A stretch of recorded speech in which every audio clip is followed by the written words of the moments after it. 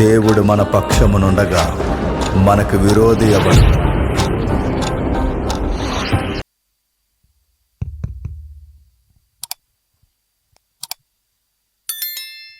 అధ్యక్షుల వారికి,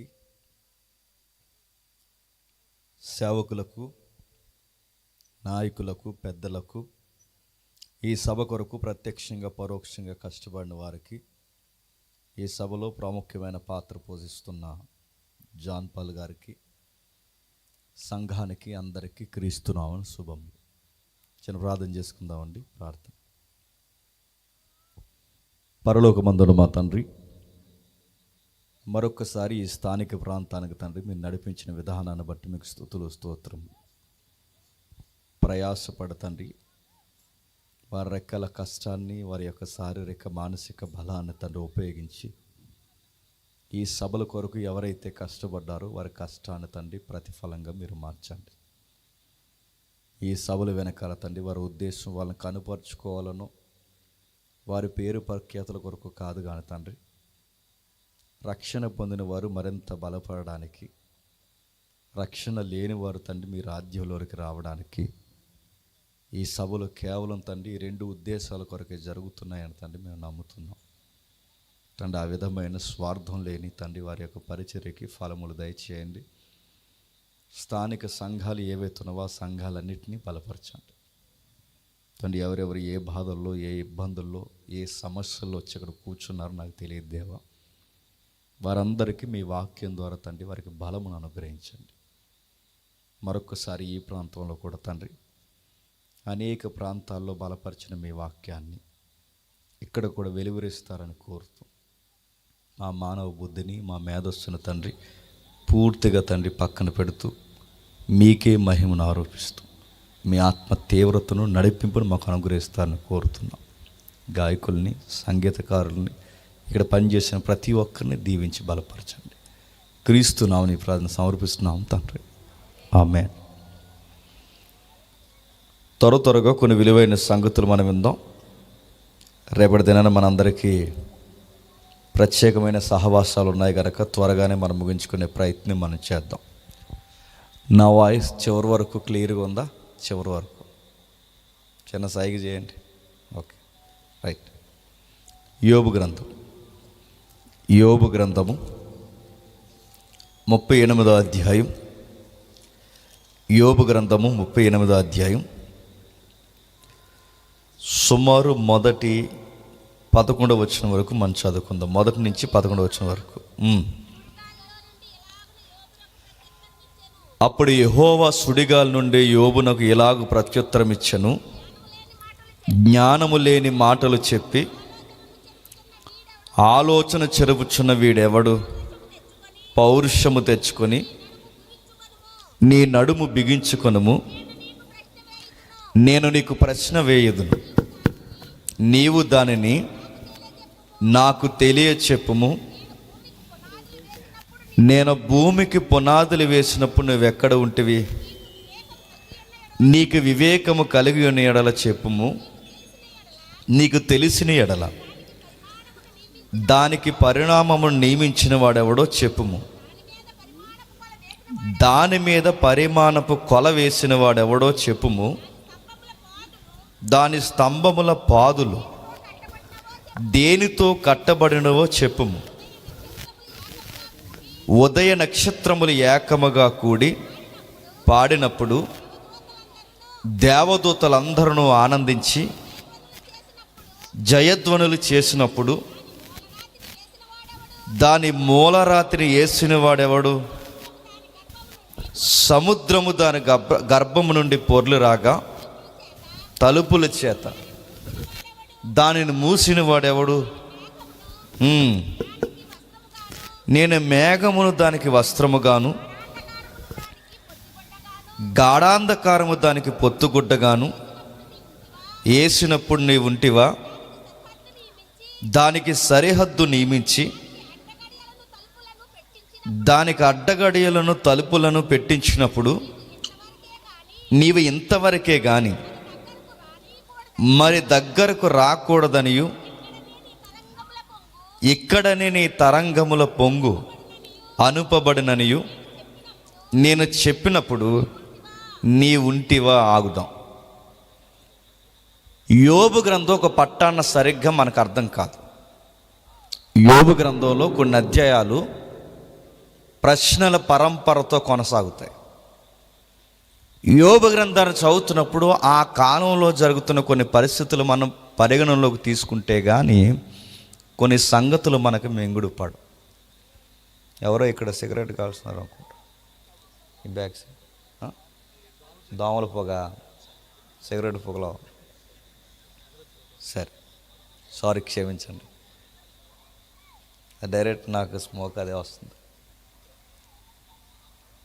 ఈ చదువుతున్న ఈ వాక్య భాగాన్ని మనం చదువుతున్నప్పుడు కొన్ని విచిత్రమైన ప్రశ్నలు దేవుడు యోబుకు సంధిస్తున్నాడు. భూమి ఎలా పుట్టిందో నీకు తెలుసా? నక్షత్రాలు ఎలా పుట్టాయో నీకు తెలుసా?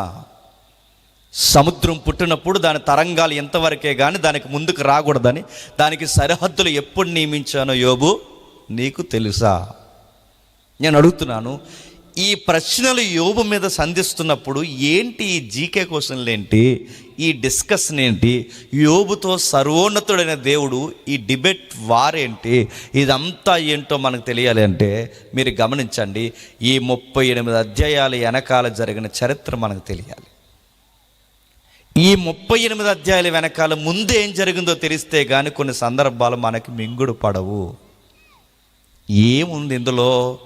ఒక విచిత్రమైన సంభాషణ ఉంది.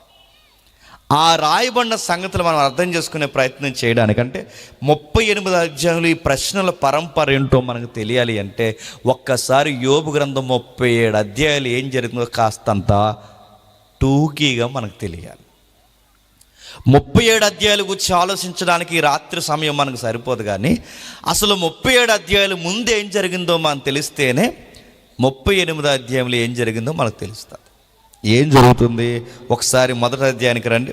మొదటి అధ్యాయం యోబు గ్రంథం త్వరగా ముగించుకునే ప్రయత్నం మనం చేద్దాం. యోబు గ్రంథము మొదటి అధ్యాయం, యోబు గ్రంథం మొదటి అధ్యాయం మొదటి వచనం నుండి. ఊజు దేశమునందు యోబు అనే ఒక మనుష్యుడుండెను. అతడు యథార్థవర్తనుడును న్యాయవర్తనుడై దేవుని యందలి భయభక్తులు కలిగి చెడుతనమును విసర్జించిన వాడు. అతనికి 7 కుమారులను 3 కుమార్తెలను కలిగిరి. అతనికి 7,000 గొర్రెలను 3,000 ఒంటెలను 500 జతల ఎడ్లను 500 ఆడగాడుదలు కలిగి బహుమంది పనివారును అతనికి ఆస్తిగా ఉండెను గనక తూర్పు దిక్కు జనులందరిలో అతడే గొప్పవాడుగా కనబడ. బాగా వినండి, యోబు గారి గురించి మాట్లాడుతున్నప్పుడు తూర్పు దేశాల్లో యోబు గారిని మించిన ధనవంతుడు లేడంట. ఎక్కడ తూర్పు? మనం చాలాసార్లు విన్నాం, మన వర్తమానాలు ఫాలో అవుతున్న వాళ్ళకి అర్థమవుద్ది. ఎక్కడ తూర్పు అంటే మధ్యధరా సముద్రం మొదలుకొని మన ఏదైతే బంగాళాఖాతం ఉందో ఈ మధ్యధరా సముద్రం నుంచి బంగాళాఖాతం వైపు ఉన్న ఈ తూర్పు భాగాన్ని తూర్పు దేశాలు అంటారు. ఈ తూర్పు దేశాల్లో ఉన్న అంటే ఈ పదుల దేశాల్లో ఏ దేశాలు ఉన్నాయో ఈ తూర్పు దేశాల్లో ఎంతమంది డబ్బున్నా, ఎంతమంది సామంతులున్నా, ఎంతమంది ధనికులున్నా ఈ యోబు గారిని దాటిపోయేవారు లేరంట. ఇంకా మీకు బాగా యోబు కెపాసిటీ ఏంటో మీకు తెలియాలి అంటే ఒక ఉదాహరణ చెప్తాను, జాగ్రత్తగా వినండి. నేను చాలా దిక్కుని చెప్పిన ఉదాహరణ మీకు చెప్తాను, ఒకసారి మీరు అబ్జర్వ్ చేయండి. ప్రపంచంలో ఎవడో చేయలేని పెళ్ళి భారతదేశంలో చేశారు. రిలయన్స్. ఆ రిలయన్స్ వాళ్ళు చేసిన పెళ్ళి, ఆ పెళ్ళికైన ఖర్చు 6,000 కోట్లు. 6,000 కోట్లు. ఆ 6,000 కోట్ల చేసిన ఆ ₹1,00,00,000తో చేసిన పెళ్ళి, ఆ పెళ్ళికి సెలబ్రిటీలు, ఆ సెలబ్రిటీలో యాక్టర్లు, ఇంటర్నేషనల్ ఫిగర్లు, ఎవరైతే పొలిటీషియన్స్ వాళ్ళు వీళ్ళు మొత్తం అందరూ ఆ ఏదైతే ఉందో ఆ సెలబ్రేషన్ చేసుకుంటున్నా లేదా వివాహం చేసుకుంటున్నా ఆ రిలయన్స్ వాళ్ళు పెళ్ళికి వచ్చారు. ఆ పెళ్ళికి వచ్చిన వారికి ఆ ఇచ్చిన గిఫ్ట్ ఇచ్చారు. సెలబ్రేషన్లో లేదు, క్షమించండి, సెలబ్రిటీస్ ఎవరైతే ఉన్నారో వాళ్ళకి ప్రత్యేకమైన గిఫ్ట్లు ఇచ్చారు. అందులో ఆ గిఫ్ట్ ఖరీదు వాచ్. ఆ వాచ్ ఖరీదు 2 కోట్లు. మనం వెళ్తే బాగుంది అనిపిస్తుంది పెళ్ళికి. ఆ పెళ్ళికి వచ్చిన వారికి ఇచ్చిన గిఫ్ట్ వాచ్ అయితే ఆ వాచ్ ఖరీదు 2 కోట్లు. ఆ 2 కోట్ల రూపాయల వాచ్ ఆ సెలబ్రిటీస్కి ఇస్తే ఇంకా పెళ్ళిలో అయిన ఖర్చు అంత కదా 6,000 కోట్లు. ఆ నైట్ సింగింగ్ చేయడానికి వాళ్ళకి కొంచెం ఏదో టైం పాస్ చేయడానికి ఒక ఇంటర్నేషనల్ సింగర్ని తీసుకొచ్చారు లేడీ. ఆమె రాత్రి పాటలు పాడడానికి ఆవిడకి ఇచ్చిన కాస్ట్ 30 కోట్లు. నేను కాంపిటేటివ్ ఫీల్డ్లో ఉన్నప్పుడు, నేను చదువుకుంటున్నప్పుడు వాళ్ళకి నెలసరి మెయింటెనెన్స్ అంటే వాళ్ళ ఫ్యామిలీలో వాళ్ళకి అయ్యే నెలసరి ఖర్చు, నేను చదువుకున్న టైంలో ఇప్పుడు ఎంతో నాకు తెలియదు, 2 కోట్లు నెలకయ్యే ఖర్చు కేవలం ఇంట్లో మెయింటెనెన్స్. వాళ్ళ కరెంటు బిల్లే ల్యాక్స్ ఆఫ్ మనీ, అంటే వాళ్ళ కరెంటు బిల్లు లక్షల్లో ఉంటుంది. వాళ్ళ ఇంటి మెయింటెనెన్స్ అంతా కలిపితే 2 కోట్లు. నేను అడుగుతున్నాను, ఇంత డబ్బు 6,000 కోట్లు మెయింటెనెన్స్, 2 కోట్లు వాళ్ళు ఇచ్చిన గిఫ్ట్ 2 కోట్లు, వాళ్ళు వేసిన ఏదైతే ఆహ్వాన పత్రిక ఉందో ఆ పెళ్ళి కార్డు అది బంగారు రేకుతో పొదిగించి మరీ ఇచ్చారు. ఇలాంటి రిలయన్స్ అంబానీ మనం బాగా వినండి, భారతదేశంలో బాగా డబ్బు అన్నవాడు, ఇది మీ పాయింట్ మీకు అర్థమైతే, ఇలాంటి రిలయన్స్ అంబానీలు 100 మందిని కలిపితే ఒక యోబు అవుతాడని గుర్తుపెట్టుకోండి. అంత తొలతూగిన వాడు యోబు. ఆయనకు ఒంటెలు ఉన్నాయి, ఆయనకి ఆడగాడిదలు ఉన్నాయి, మగగాడిదలు ఉన్నాయి. ఆ రోజులు ఎంత పశు సంపద కలిగి ఉన్నాడంటే కొన్ని వేల జీవరాశులను కలిగి ఉన్నాడట. అనేక మంది పనులు ఉన్నారట. ఆయన దగ్గర పని చేస్తున్న వాళ్ళ కుటుంబాలుగా పోషణ పొందుతున్నారంట. ఒక్క గ్రాఫ్లో చెప్పాలి అంటే తూర్పు దేశాల్లో యోబును దాటిపోయిన వాడు ఎవడో లేడట. అంత డబ్బున్న యోబు ఎవరైతే ఉన్నారో అంత డబ్బున్న యోబు గారు తూర్పు దేశాల్లో ఆయనకు అంత పేదోడు ఎవడు లేకుండా మారిపోయాడు. ఆయన జీవితం పచ్చని ఏదైనా తోటలా ఉండేదట. ఆయన జీవితం ఒకేసారి ఎలా మారిపోయిందంటే అరణ్యంగా మారిపోయిందంట. ఏమైంది ఆయన జీవితం అంత అరణ్యంగా మారిపోవడానికి కారణం? ఆ కిందికి వచ్చేసరికి మనకు అర్థమవుద్ది. 7వ వచనంలో యెహోవా మాట్లాడుతున్నాడు. 6వ వచనంలో దేవదూతలందరూ యెహోవా సన్నిధి నిలుచుటకి వచ్చిన దినం ఒకటి తటస్థించెను.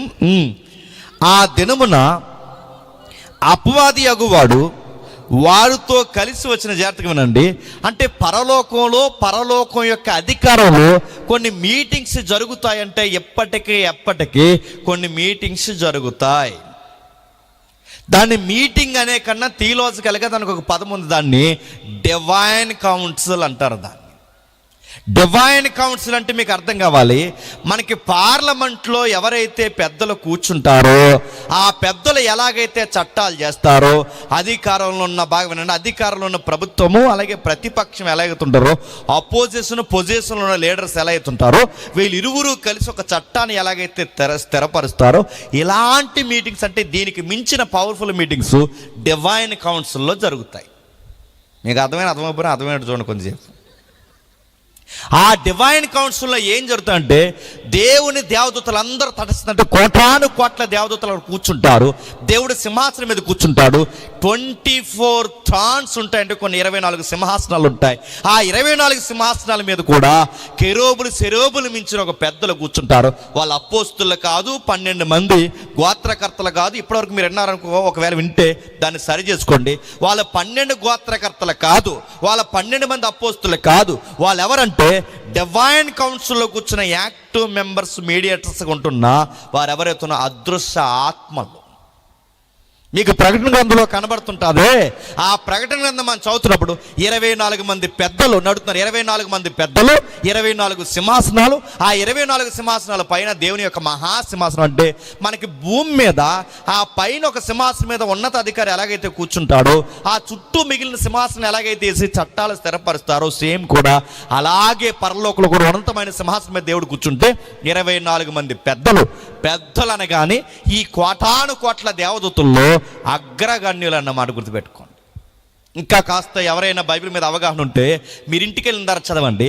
దానియేలు గ్రంథం చదువుతున్నప్పుడు పారసికుల అధిపతి యూదులు ఎవరైతే ఉన్నారో వాళ్ళ మీదకి పగబెట్టి, పారసికుల అధిపతి ఎవరైతే ఉన్నారో దేవుని పిల్లల మీదకి పగబెట్టి వాడు వస్తుంటే, ఆ పారసికుల ప్రధానమంత్రి భూమి మీద పనిచేస్తున్నప్పుడు పారసికుల ప్రధానమంత్రికి ఆపోజిట్గా డివైన్ కౌన్సిల్ నుంచి ఆపరేట్ చేస్తున్న మరొక అదృశ్య ప్రధాని ఉంటాడు. మీరు కావాలంటే ఇంటికి వెళ్ళిన తర్వాత చదవండి. అంటే మీకు అర్థమవుతుందో లేదో, ఒక భూమి మీద ఒక ప్రధానమంత్రి పనిచేస్తుంటే అదృశ్య లోకంలో మరొక ప్రధాని ఉంటాడన్నమాట. అంటే ఈ భూమి మీద ప్రధానిని, ఆ ఆత్మల ప్రధానిలో ఉన్న ఒక ప్రధాని ఇంటర్నల్ లింక్తో కథాంశం నడుస్తాదన్నమాట. దేవుడు అప్పుడప్పుడు మనకు కొన్ని మాటలు రాయించాడు. మీ దూతలు పరలోకమందున్న దేవుణ్ణి చూస్తున్నాయి అంటే దాని అర్థం ఏంటి? నీకు దూతలు ఉంటాయి, నాకు దూతలు ఉంటాయి, అలాగే అధికారులకి అధికార సంబంధమైన దూతలు ఉంటాయి. ఇంకా మీకు బాగా అర్థం కావాలంటే, సౌలు చెడిపోకముందు సౌలుని నడిపించేది ఎవరో తెలుసా? పరిశుద్ధాత్ముడు. సౌలు చెడిపోయిన తర్వాత సౌలు మీదకి ఎవరో వచ్చిందో ఎవరో తెలుసా? దురాత్మ. ఇస్కరియోతు యూదా దేవుని యొక్క సమూహంలో ఉన్నంత కాలము పరిశుద్ధాత్మని యొక్క తీవ్రతతో నడిపించాడు. ఇస్కరియోతు యూదా లంచాలకు ఎప్పుడైతే మరిగాడు, ఇస్కరియోతు యూదాన్ని గైడ్ చేసేది ఎవరు చెప్పండి? దురాత్మకి. ఏమర్థం అవుతుంది? ఈ భూమి మీద ఏ తుంటర పనులు జరిగినా, ఈ భూమి మీద ఏ నరహత్యలు జరిగినా, ఈ భూమి మీద ఎవడు భయంకరమైన రక్తపాతాన్ని కొడుగట్టినా, ఇక్కడ సీఎం అయినా, పిఎం అయినా, ఎమ్మెల్యే అయినా, ఎంపీ అయినా, సెంట్రల్ అయినా, స్టేట్ అయినా, పంచాయతీ ప్రెసిడెంట్ అయినా, ఎవడైనా ఒకటి దిగాలన్నా ఎక్కాలన్నా ఈ అధికారాలు లేదా ఈ పవర్స్ అన్ని ముందు ఎవరు నియమిస్తారు తెలుసా? ఈ డివైన్ కౌన్సిల్లో ఎవడు ఎక్కాలో ఎవడ దిగాలో ముందు ఎలక్షన్ అక్కడ జరుగుద్దట. ఎక్కడా? డివైన్ కౌన్సిల్లో, దేవుని సమూహములో.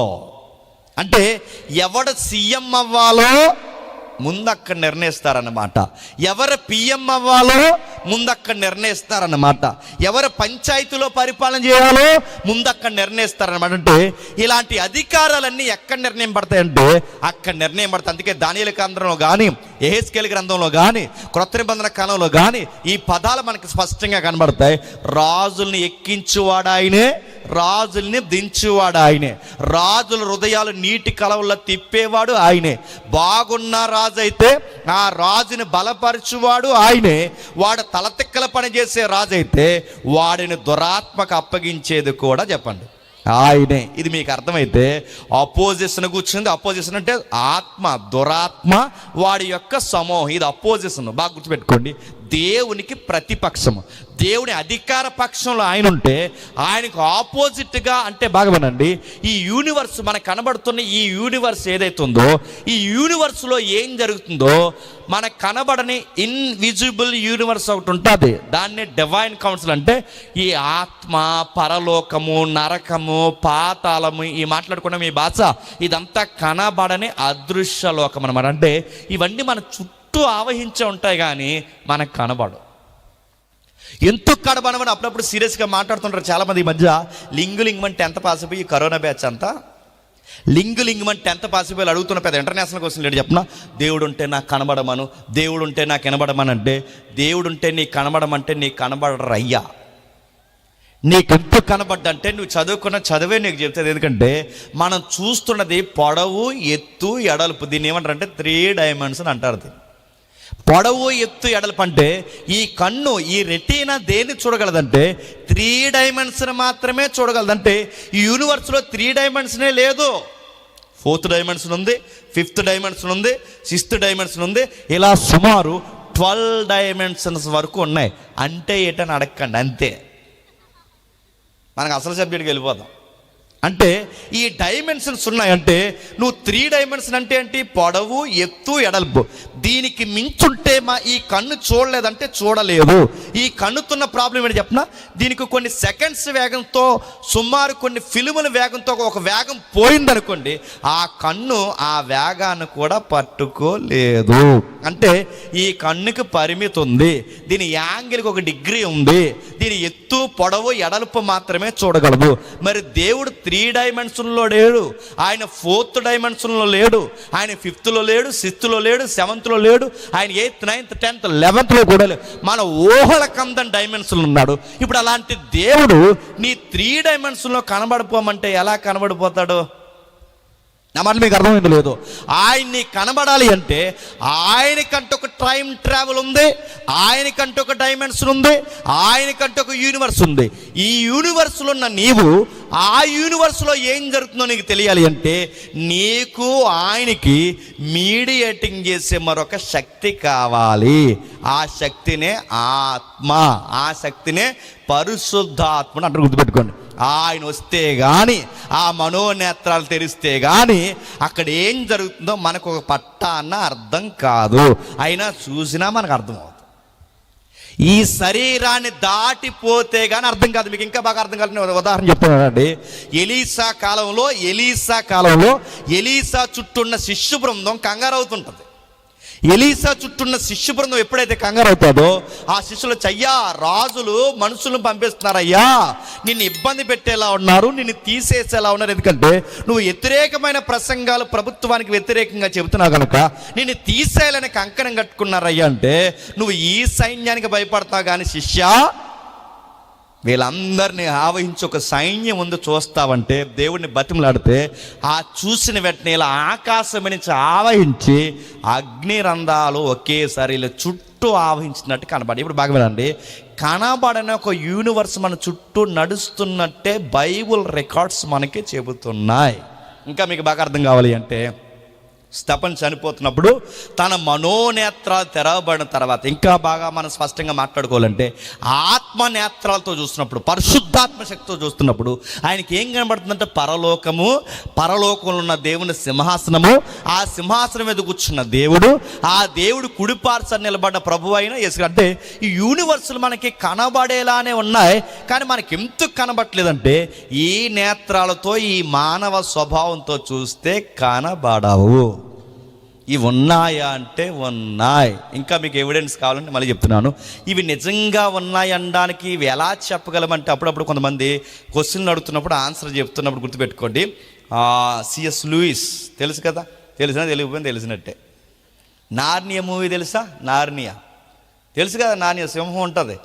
ఎవరు అనుకోకుండా ఆ సింహం ఎవరు అనుకున్నారు? యోధా గోత్రపు సింహం. అది పొయిటిక్గా రాశాడు.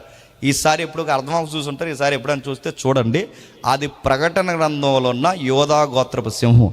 ఈ సిఎస్ లూయిస్ ఎవరంటే ఆక్స్ఫర్డ్ యూనివర్సిటీ, పెద్ద యూనివర్సిటీల్లో దేవుడు లేడని స్టూడెంట్స్కి బోధించి నాస్తికుడిగా వర్దెల్లిపోయిన వ్యక్తి సిఎస్ లూయిస్.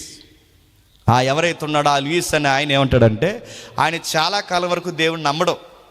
ఆయన చాలా కాలం వరకు దేవుడు నమ్మకపోతే ఆయన అందరినీ నాస్తిక భావజాలంలోకి తీసుకురావడానికి నిన్న మొన్న చనిపోయిన స్టీఫెన్ హాకింగ్ ఉన్నాడుగా, ఇప్పుడు దరిద్రం అంతా బయటకు వస్తుంది. మీరు చూస్తున్నట్లేదో బాగా ఉండండి. ఈ దేవుళ్ళు లేడన్న వాళ్ళందరికీ దరిద్ర బుద్ధులన్నీ ఏడుస్తాయి. ఏదైతే ఉందో ఆ టైంలో సిఎస్ లూయిస్ ఈ స్టూడెంట్స్ అందరిని పిలిచి ఏం చేస్తున్నాడంటే అందరిని, ఇదిగో మీరు దేవుళ్ళు లేడని అంటేనే ఈ విశ్వవిద్యాలయాల్లో మీరు విద్యను అభ్యసిస్తారు, మీరు భక్తి అని చెప్పి దేవుడని ఏలాడితే మీకు మెచ్యూరిటీ లెవెల్స్ రావు, మీరు నాస్తికులుగా ఉంటేనే మీరు బాగుపడతారు తప్ప ఆస్తికులుగా ఉంటే బాగుపడరని అనేక మంది స్టూడెంట్స్ని, గురువుల్ని ఇబ్బంది పెడుతూ తన భావజాలంలోకి సిఎస్ లూయిస్ లాక్కుంటున్న టైంలో ఒక స్టూడెంట్ని చూసి చాలా బాధపడ్డాడు ఈయన. ఎందుకంటే ఆ స్టూడెంట్ ఫైనల్ ఇయర్ చదువుతుందో మరి ఫస్ట్ ఇయర్, నేను ఎప్పుడో చదివాను నాకు గుర్తులేదు. ఆ చదువుకుంటున్న ఆ విద్యార్థి అమ్మాయి ఎవరైతే ఉందో ఆ అమ్మాయికి క్యాన్సర్ వచ్చింది.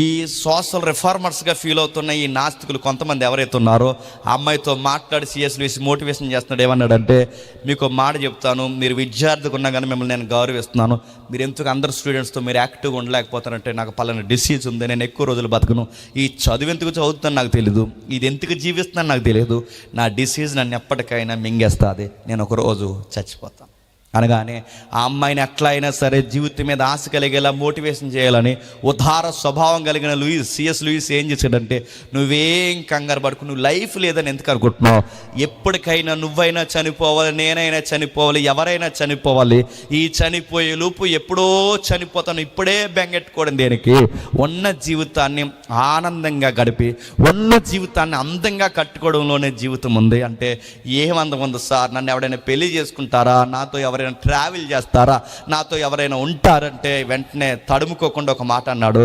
నువ్వేం ఇబ్బంది పడినంటే నేను పెళ్లి చేసుకుంటాను. మీరు గురువులు, మీరు నన్ను పెళ్లి చేసుకోవడం ఏంటి, మీరు ఉన్నతమైన వారు, మీరు నన్ను పెళ్లి చేసుకోవడం ఏంటంటే అప్పుడు ఆయన అన్నాడు, నేను సింపతితో చెప్పట్లేదు, నేను ఏదో లైఫ్లో నీకు ఒక లైఫ్లో నీకంటూ ఒక ప్లేస్ ఇవ్వాలని అనుకోవట్లేదు, ఇలాంటి విషయాల కొరకు నేను పెళ్లి చేసుకోవాలని అనుకోవట్లేదు, నేను నిజంగా నేను ఇష్టపడుతున్నాను, నీ మనసు నాకు నచ్చింది, నేను పెళ్లి చేసుకుంటాను అనగానే వెంటనే ఆవిడ నమ్మలేకపోయింది, నాకు టైం కావాలంది, టైం తీసుకుంది, మళ్ళీ వచ్చింది, ఇదంతా నిజమేని అడిగితే ఆయన చెప్పాడు, ఇది నిజమే, నేను పెళ్లి చేసుకుంటాను, మన ఇద్దరం కలిసి హ్యాపీగా బతికేద్దాం అన్నాడు. అన్నట్టుగానే టకటక పెళ్ళి అయిపోయింది. తను అనుకున్న పెళ్లి జరిగింది, చక్కగా జీవితం చక్కగా నడుస్తుంది, ఆయన జీవితం బాగుంది, ఇద్దరి మధ్య ప్రేమ పెరిగింది, ఇద్దరు దగ్గర అయ్యారు. ఆ ప్రేమలో ఇంకా వాళ్ళకి ఎక్కువ కాలం బతకాలనిపించింది. కానీ బాధాకరం విషయం ఏంటంటే అమ్మాయి ఒకరోజు చచ్చిపోయింది. అమ్మాయి ఎప్పుడైతే చనిపోయినప్పుడు తనకు అర్థం కావట్లేదు, తన ఇల్లంతా తన జ్ఞాపకాలు నిండిపోయి. ఎప్పుడైనా మీరు చూడండి, కొన్నిసార్లు మన ఇంట్లో ఎవరైనా చనిపోతే 3 రోజుల తర్వాత 4 రోజుల తర్వాత చుట్టాలు ఎందుకు వేరే ఇంటికి మనం తీసుకెళ్తారు చెప్పనా? ఆ ఇల్లు, చనిపోయిన ఇల్లు ఎవరైతే ఉన్నారో వాళ్ళ జ్ఞాపకాలు మన ఇంట్లో మనల్ని తినేస్తే అందుకే బయటికి తీసుకెళ్తారు. ఎందుకు బయటికి తీసుకెళ్తారంటే, నాకు తెలిసిన విధి విధానాలు బట్టి చెప్తున్నాను, వాళ్ళు ఎక్కడ కూర్చుంటారో, ఎలా మాట్లాడతారో, ఎక్కడ బట్టలు వేసుకునేది, ఇవన్నీ మన మెదడులో తినేస్తే కనుక ఆ ఇంటిని కొంతసేపు చూడొద్దంటారు. సిఎస్ లూయిస్ కూడా అమ్మాయి చనిపోయిన తర్వాత తనతో గడిపిన ఆనందకరమైన కార్యాలు ఇవన్నీ తనకు గుర్తొస్తున్నాయి. ఆ ఇంట్లో కూర్చున్నప్పుడు చాలా బాధపడుతూ ఒక మాట అన్నాడు. ఇలా కూర్చుని తనకు సమాధి కార్యక్రమం చేశాడు, ఇంటికి వచ్చాడు, కూర్చున్నాడు, బాధపడుతూ ఇలా ఆకాశం వైపు చూసి, ఇది నీకు తగునా అన్నాడు. ఇలా ఆకాశం వైపు చూస్తూ మరలా అన్నాడు, ఇది నీకు తగునా?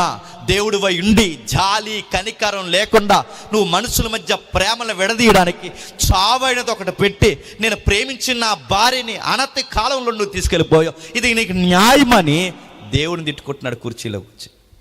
వెంటనే తుల్లిపడి తాను ప్రశ్నించుకున్నాడు, బాధల్లో ఉన్న నేను, నా భార్య నా కళ్ళ ముందు లేదని నేను ఎవరిని తిట్టుకుంటున్నానో ఒక్కసారి ప్రశ్నించుకున్నాడు.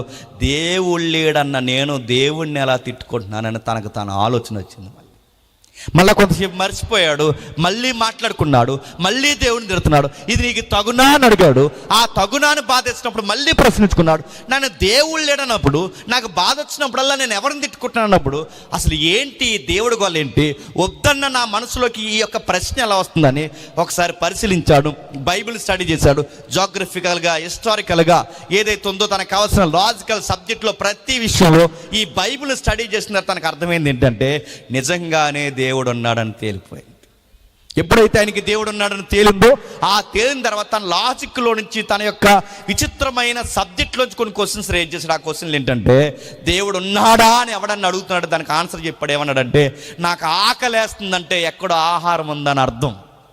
ఆయన వేసిన ప్రశ్నలు, నాకు ఆకలి వేస్తుందంటే యూనివర్స్లో ఆహారం ఉందని అర్థం, అలాగే నాకు దాహం వేస్తుందంటే ఈ యూనివర్స్లో నీళ్ళు ఉన్నాయని అర్థం, నాకు దేవుడు ఉన్నాడా అని ప్రశ్న వస్తుందంటే ఈ విశ్వం ఆవల దేవుడు ఉన్నాడని అర్థం అన్నాడు. గుర్తుపెట్టుకోండి.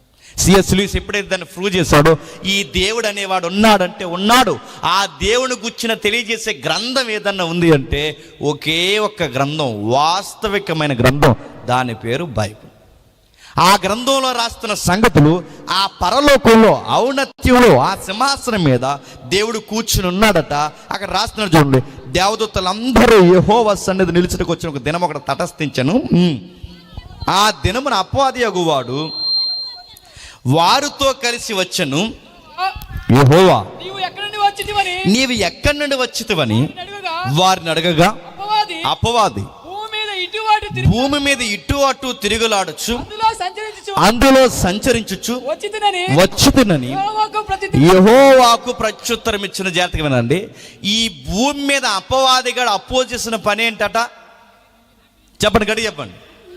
అటు ఇటు తిరిగి, ఇప్పుడు చెప్పండి, అటు ఇటు ఈదుల్లో ఊర్లో తిరిగే బ్యాచ్ ఎవడ బ్యాచ్ చెప్పండి, మీకు అర్థమైపోయి. ముఖ్యాంశాలు మరోసారి, పని లేకుండా, బాధ్యత లేకుండా, అమ్మ భయం కానీ, నాన్న భయం కానీ, పెద్దల భయం కానీ, నాయకుల భయం కానీ, దైవజనుల భయం కానీ, సహవాసం భయం కానీ, ఏ భయం లేకుండా ఊరి మీద ఆంబోతుల్లా తిరిగి బ్యాచ్ అందరినీ నడిపిస్తున్నది ఎవడు? అపవాది మోక. అందుకే మీరు చూడండి, సరదా పనులు కొంపల ముంచే పనులు చేస్తాయి. సరదా పనులు ప్రాణాలు తీసుకునే పని చేస్తున్నాయి.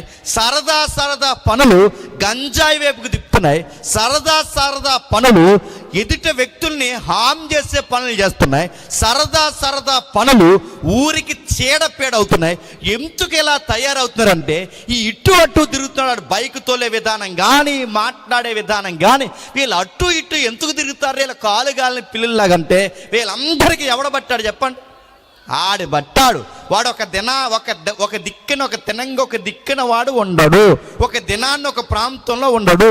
ఇక్కడుంటాడు, అక్కడుంటాడు, అలా తిరుగుతాడు. వీడి బుద్ధి ఏంటంటే ఆ వీధిలో ఏం జరుగుతుంది, ఈ వీధిలో ఏం జరుగుతుంది, వీడి జనాల్ని అలా మోకలాగా వాడు తిప్పుతుంటాడు.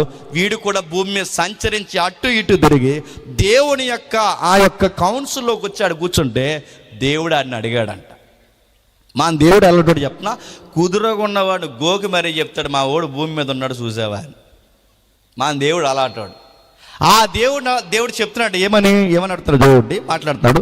నీవు ఎక్కడి నుండి వచ్చి వారిని అడుగుగా అపవాది భూమి మీద అటు ఇటు తిరుగులాడుచు అందులో సంచరించుతూ వచ్చేదనని యెహోవాకు ప్రత్యుత్తరం. క్వశ్చన్ అడుగుతున్న ఆన్సర్ చెప్పండి. ఎవడు ఎక్కడి నుంచి వచ్చాడు నీకు తెలియదా?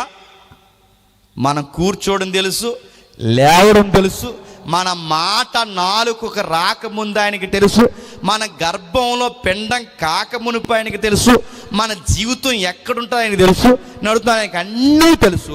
అన్నీ తెలిసి ఎందుకు అడుగుతున్నాడంటే మన దేవుడితో వచ్చిన గొడవ ఏంటంటే ఆయనకి తెలిసే అడుగుతాడు. ఆయనకి అన్నీ తెలుసు. ఆయనకి అన్నీ తెలిసి అందరూ ఎందుకు అడుగుతాడు? ఆయన యొక్క స్వభావం అది. ఆయన ఎందుకు అడుగుతాడంటే ఆయన తెలియక అడగట్లేదు, ఆయనకి తెలుసు. ఆ చెబుతున్నవాడు ఏం చెబుతున్నాడని అడుగుతాడు. ఇంకా మీకు బాగా అర్థం కావాలంటే ఆదాము పండు తెంచాడని తెలుసు, ఆదాము పొదల చాటున దాక్కున్నాడని తెలుసు, ఆదాము ఆ పొదల చాటున కచ్చడాలు కట్టుకున్నాడని తెలుసు. అయినా దేవుడు వచ్చి అడుగుతున్నాడు ఏమని? ఆదాము నువ్వెక్కడా? ఆయనకి తెలుసు. ఎందుకు అడుగుతున్నాడంటే ఆదాము అడక్క ముందే ఆదాము బయటకు వచ్చి తప్పయింది ప్రభువా అని చెప్పాలి. ఇంకా అడుగుతున్నాను చెప్పండి. యాకోబు పేరు యాకోబు అని తెలిసిన దేవుడు తిరగేసి అడుగుతాడు ఏమని? యాకోబు నీ పేరేంటి? ఇంకా బాగా వినండి.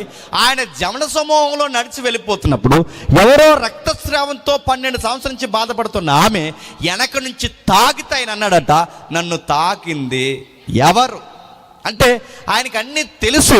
ఆయన తెలిసే అడుగుతాడు. ఎందుకు అడుగుతాడంటే ఒప్పుకుంటామని, కప్పుకోకుండా ముందుకొచ్చి చెబుతామని.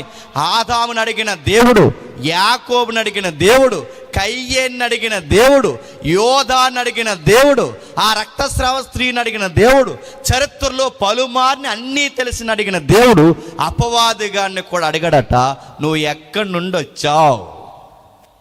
దేవుడి దగ్గర దాయగలిగింది ఏమీ లేదని ఎరిగిన అపవాదిగాడు అన్నాడట, నేను భూమి మీద అటు ఇటు తిరుగులాడుతూ వచ్చానంటే దేవుడు అన్నాడట, అయితే భూమి మీద వచ్చా గనక నా సేవకుడైన యోబు సంగతి ఆలోచించితివా?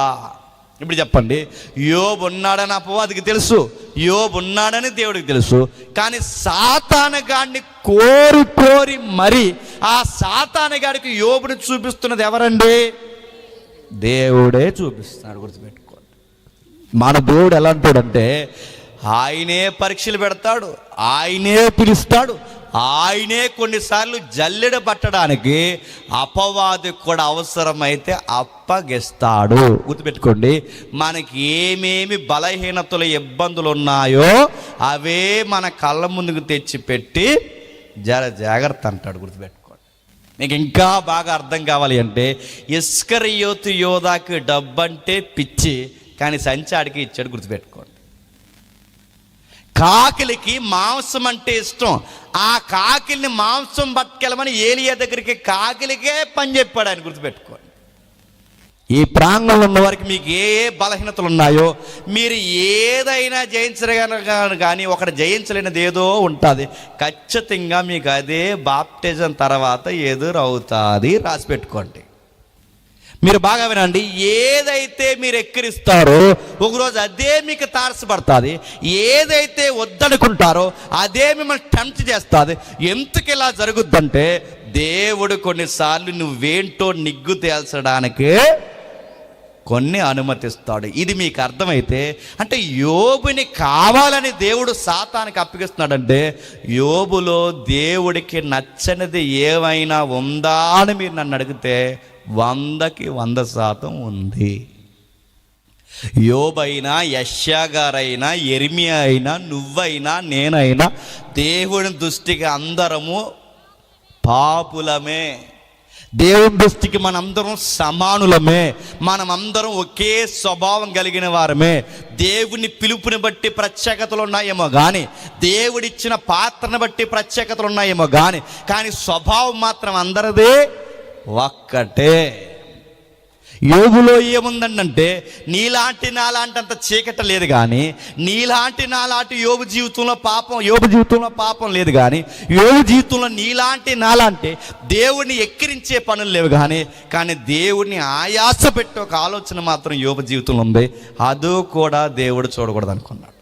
అందుకే ఉన్నతమైన తన జీవితం, అందమైన తన జీవితం, తూర్పు దేశాల్లో ఆయన మించినోడంత ధనవంతుడు లేని ఆయన జీవితం ఒక్కసారిగా అరణ్యంగా మారిపోయిందంట. ఒకేసారి అరణ్యంగా మారిపోయిందంట. ఎంత అరణ్యంగా మారిపోయిందంటే మీరు చూడండి, ఆయన వార్తలు పెట్టినాడు. ఎలాంటి వార్తలు పెట్టినాడంటే సాతానుతో దేవుడు చెప్తున్నాడు, ఆ సాతానుతో, నా భక్తుడైన, నా సేవకుడైన, న్యాయవంతుడు, నీతివంతుడు, పరిశుద్ధుడైన, నా అందరి భయభక్తులు కలిగిన ఆ మనుషుడు నువ్వు చూసావంటే సాతాను అన్నాడట, చూశాను, నాకెందుకు తెలియదు అన్నాడు. నాకెందుకు తెలియదు. ఆ మనిషిని ఎడల భక్తించాడంటే కారణం ఏంటి?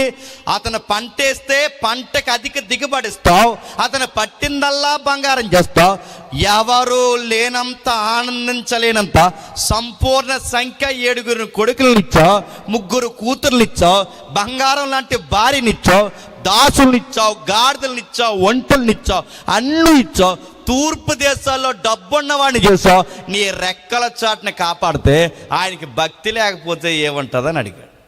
అప్పుడు దేవుడు అన్నాడు, అంటే నేను కాస్తున్నాను కాబట్టే నా కుమారుని భక్తి కలిగిన వాడని నువ్వు అంటున్నావు కనుక అవన్నీ తీసేసిన యోబు నా ఎళ్ళ భక్తి కలిగి ఉంటాడంటే అప్పుడు సాతానుగాడు మర్మగర్భంగా కాకుండా ఓపెన్గా అన్న మాట ఏంటో తెలుసా?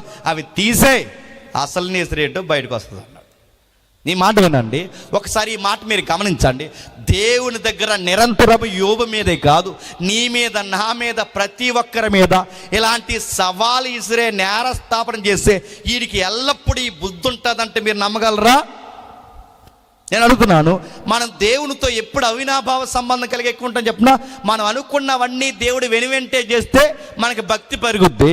కానీ మనం వెనువెంట జరుగుతున్న కార్యాలు ఆగిపోయి మన చుట్టూ ఉన్న వాళ్ళకి అందరికీ మంచి కార్యాలు జరుగుతున్నాయి అనుకోండి, మనకి మాత్రం విచారకరమైన కార్యాలు జరుగుతున్నాయి అనుకోండి, దేవుడితోనే గొడవాడే ప్రార్థన మనం చేస్తాం. చేయమా? కొన్నిసార్లు కొంతమంది ప్రార్థన చేస్తారు, మీరు చూసారు లేదో, ఆ ప్రార్థనలో ఎంత సెల్ఫ్ ఉంటుందో, ఆ ప్రార్థన ఎంత స్వార్థపూరితమైన ప్రార్థన అంటే వాళ్ళ ప్రార్థన ఎలా చేస్తారు? దేవా, ఈదులు అందరూ బాగానే ఉన్నారు చెప్పండి, మాకే అంటే ఆ ప్రార్థనకు అర్థం ఏంటి? మేము బాగలేదు చెప్పండి, ఇంకెవరో బాగోకూడదు, మేము బాగుంటే అందరూ బాగుండాలి, మేము బాగోకపోతే ఈ మన ప్రార్థన గుర్తుపెట్టుకోండి. ఈ మధ్యకాలంలో మీరు చూస్తున్నారు లేదో, దేవుడి మీద కోపగిస్తున్నారు, దేవుడి మీద గొడవాడుతున్నారు, దేవుడితోనే ఎటకారాలాడుతున్నారు, దేవుడినే మార్కెట్కి తీసుకుపోతున్నారు. ఆవిడెవరో సాక్ష్యం చెప్తుంది మీరు చూసారా? నేను త్వరగా ముగిస్తాను. ఆవిడెవరో సాక్ష్యం చెప్తుంది మీరు చూసారు లేదో, ఆ సాక్ష్యం ఇలా చెప్తుంది, ఇలా సాక్ష్యం అడుగుతున్నాను, అలాంటి వీడియోలు లైవ్లు ఇవ్వకపోతే బాగుండు, ఏవి అప్లోడ్ చేయాలో ఏవి అప్లోడ్ చేయకూడదో స్థానిక సంఘంలో జరుగుతున్న ప్రతి గొడవ నెట్లో పెట్టడం వలన అన్యులు నవ్వుతున్నారు.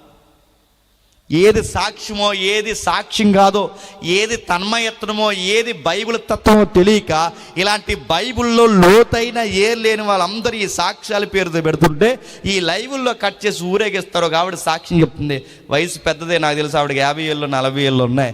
ఆవిడ సాక్ష్యం చెప్తే ఇలా సాక్ష్యం చెప్తుంది ఏమనుందంటే, ఈరోజు మార్కెట్కి వెళ్ళాను, నాకు ఉల్లిపాయలు కానీ బెండకాయలు కానీ దొరకలేదు.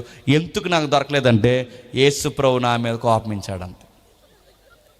అదేంటి ఆయన ఎందుకు కోపమిచ్చాడంటే, ఆవిడ ప్రతిసారి మార్కెట్కి వెళ్ళినప్పుడల్లా మార్కెట్కి ఎవరిని తీసుకెళ్తుందంట? కూడా యేసుప్రభుని తీసుకెళ్తుందట. ఈరోజు తీసుకెళ్ళడం మర్చిపోయిందంట. అందుకు యేసుప్రభు పరలోకం నుంచి అన్నాడట, నన్ను తీసుకెళ్ళకుండా నువ్వు వెళ్ళా కనుక నీకు వంకాయలు బెండకాయలు ఉల్లిపాయలు ఎలా దొరుకుతాయి, నేను సోతా అన్నాడు. ఎవరు? అందుకనంటే ఇప్పుడు ఉల్లిపాయలు దొరకలేదట, బెండకాయలు దొరకలేదంట. అందుకు సాక్ష్యం చెప్తుంది ఏమని, ఇవాళ ఒక ఉల్లిపాయ కానీ బెండకాయలు కానీ నాకు దొరకలేదు, ఎందుకంటే మన నజరేయుడు నేను యేసు నాకు దొరకకుండా చేశాడు అని ఇలా పైకి చూసి నెక్స్ట్ వీక్ నేను తీసుకెళ్తానులే అంటుంది. ఎవరిని? అలాగ అయిపోయాడు దేవుడు. చూసారా, ఉల్లిపాయల కోసం సాక్ష్యం, గ్యాస్ సిలిండర్ కోసం సాక్ష్యం, పిల్లుల కోసం సాక్ష్యం, సీపుర్ల కోసం సాక్ష్యం, ఎవరని ఏడని అడగండి. ఇవన్నీ సాక్ష్యాలు అడుగుతాను. ఈయన మరీ ఇంత దిగజారని అడుగుతాను. ఈ దేవుడు ఏమై ఉన్నాడు?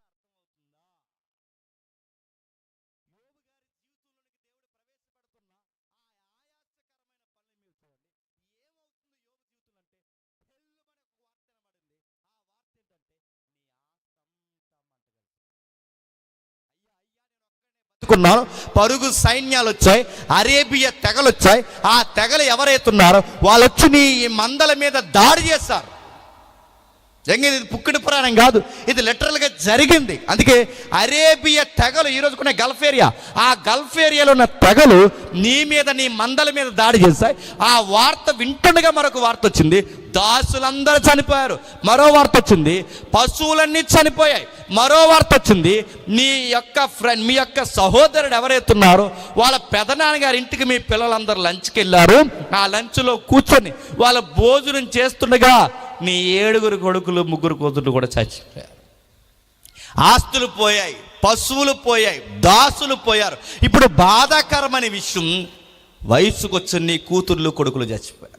సముద్రం ఒడ్డున నిలబడితే అప్పుడప్పుడు కెరటాలు తాకిడి మీరు ఎప్పుడైనా గమనించారు లేదో? సముద్రం ఒడ్డున నిలబడినప్పుడు కెరటాలు అప్పుడప్పుడు పేళ్ళు మన గుండెల మీద కొడుతుంటాయి, చూసారా? అలాంటి శ్రమలు అనే కెరటాలు యోబును కొడుతున్నాయి. ఒకదాని వెనకాల ఒకటి, ఒకదాని వెనకాల ఒకటి, ఊపిరాడకుండా యోబును కొడుతుంటే ఒక వార్త కాదు, 2 వార్తలు కాదు, 3 వార్తలు కాదు, పడాలమని ఆయన జీవితం మీద ఈ చేదైన వార్తలు కొడుతున్నట్టు మౌనమైపోయాడు, బాధపడిపోయాడు. ఆ బాధల్లో ఉంటుండగా ఆయన వచ్చాడు. 20 వచ్చిన ఏదో జరుగుతుంది చూడండి. అప్పుడు యోబు లేచి తన పై వస్త్రం చింపుకొని తల వెంట్రుకలు గొరించుకొని నేల మీద సాష్టాంగపడి నమస్కారం చేసి, నేను నా తల్లి గర్భం నుండి దిగంబరిని ఇచ్చుదని, దిగంబరిని అక్కడికి తిరిగి వెళ్ళదును, యెహోవా ఇచ్చను, యెహోవా తీసుకొని పోయును, యెహోవా నామమునకు స్తుతి కలుగును గాక. ఇప్పుడు చెప్పండి, నా బిడ్డలు చనిపోవాలన్నా, నా ఆస్తులు పోవాలన్నా, నా దాసులు దూరం అయిపోవాలన్నా, నేను ఒంటరైపోవాలి అన్నా, నాకు అనారోగ్యం పాలవ్వాలన్నా ఎవరు సెలవు లేకుండా జరగదంటున్నాడు.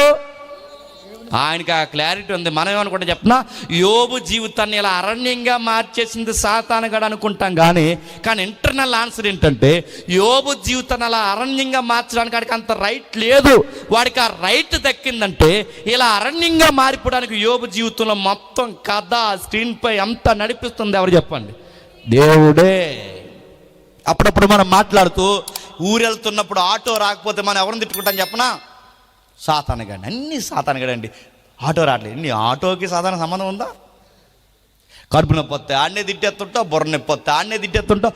నిన్ను పరీక్షించడానికి ఏకంగా ఎవడొచ్చేసాడంట? నీ బెండకాయలు వేసేసానికి ఆయన వచ్చి ఆడొచ్చేతాడా? నడుతాను. ఉల్లిపాయలు దొరకకపోతే ఆడనే తిట్టుకుంటావు, వర్షం పడితే ఆడనే తిట్టుకుంటావు, ఒడియాలు పెట్టినప్పుడు వర్షం పడిపోతే అన్నీ సాతానుగాడే. ఆడనుకో నాకు సంబంధం ఉందని నీ ఒడియాలకి నాకని ఆడు తిట్టుకుంటాడు పక్కన. మనల్ని సాతాను పరీక్షించేంత సీన్ లేదు, గుర్తుపెట్టుకోండి. మనం తీసుకున్న నిర్ణయాలే మనకు తలతిప్పలు నడుతున్నాను. మన సాతానుగాడు జల్లించేంత విశ్వాసం మనకి లేదు, అంత సీన్ మనకి లేదు. ఇక్కడ గుర్తుపెట్టుకోండి, అసలు సాతానుగాడు దేవుడు పర్మిషన్ లేకుండా ఎవడ జీవితంలోనికి రాలేడు. అది యోబుకి తెలుసు. అందుకే యోబు ఏమంటున్నాడంటే, యెహోవా ఇచ్చాడు, యెహోవా తీసిపోయాడు. అంటే యోబు ఏమంటున్నాడు? సాతానుగాడు తీసిపోయాడు అంటలేదు. చెప్పండి, యెహోవా ఇచ్చాడు, యెహోవా తీసుకుపోయాడు. ఇప్పుడు సాతాను కూడా ఏమంటుందో చూడండి, 4వ వచనంలో, 2వ అధ్యాయం 4వ వచనంలో, 2వ అధ్యాయం 4వ వచనంలో, అపవాది ఇంకా ఆస్తులు తీసేస్తానే, పిల్లలను తీసేస్తేనే, ఇంకా అడుగుతున్నాను, తన యొక్క ఏదైతే ఉందో బిడ్డలను తీసేస్తేనే, ఆడపిల్లని తీసేస్తాను, ఎన్ని తీసేస్తే ఏముంది? మనిషి మరింత మానసికంగా కృంగిపోవాలి అంటే ప్రియులు చనిపోవడం కాదు, ఆస్తులు పోవడం కాదు, ఈయన యొక్క జీవిత భాగస్వామి పోవడం కాదు. మనిషి మానసికంగా కృంగిపోవాలంటే సూత్రం ఒకటే, వాడు హెల్త్ డిస్టర్బెన్స్ అవ్వాలి. సాతానుగాడు ఏమి బోర్డు సలహా ఇస్తున్నాడు చూడండి. వాడు ఇస్తున్న సలహా అంటే వాడు డిసీజ్ తేలేడు, గుర్తుపెట్టుకోండి. వాడు డిసీజ్ ఇవ్వలేడు, వాడు ఏ అగ్ని గంధకాలు కురిపించలేడు. ఇంకా గట్టిగా మాట్లాడితే వర్షాలు కురిపించే సీన్ కూడా వాడికి లేదు. అప్పుడప్పుడు మీటింగ్లో వర్షాలు పడుతుంటే ఎవడ పని అంటారు? ఇది అంత లేదు, గుర్తుపెట్టుకోండి. వర్షం పడాలన్నా ఆయనే, వర్షం ఆగాలన్నా ఆయనే, ఒకడికి జబ్బు రావాలన్నా ఆయనే, ఒకడికి ఆరోగ్యం రావాలన్నా ఆయనే, అసలు సాతానుగాడు ఏదేని తోటలోకి రావాలన్నా వెల్కమ్ ఆయనే చెప్పాలి.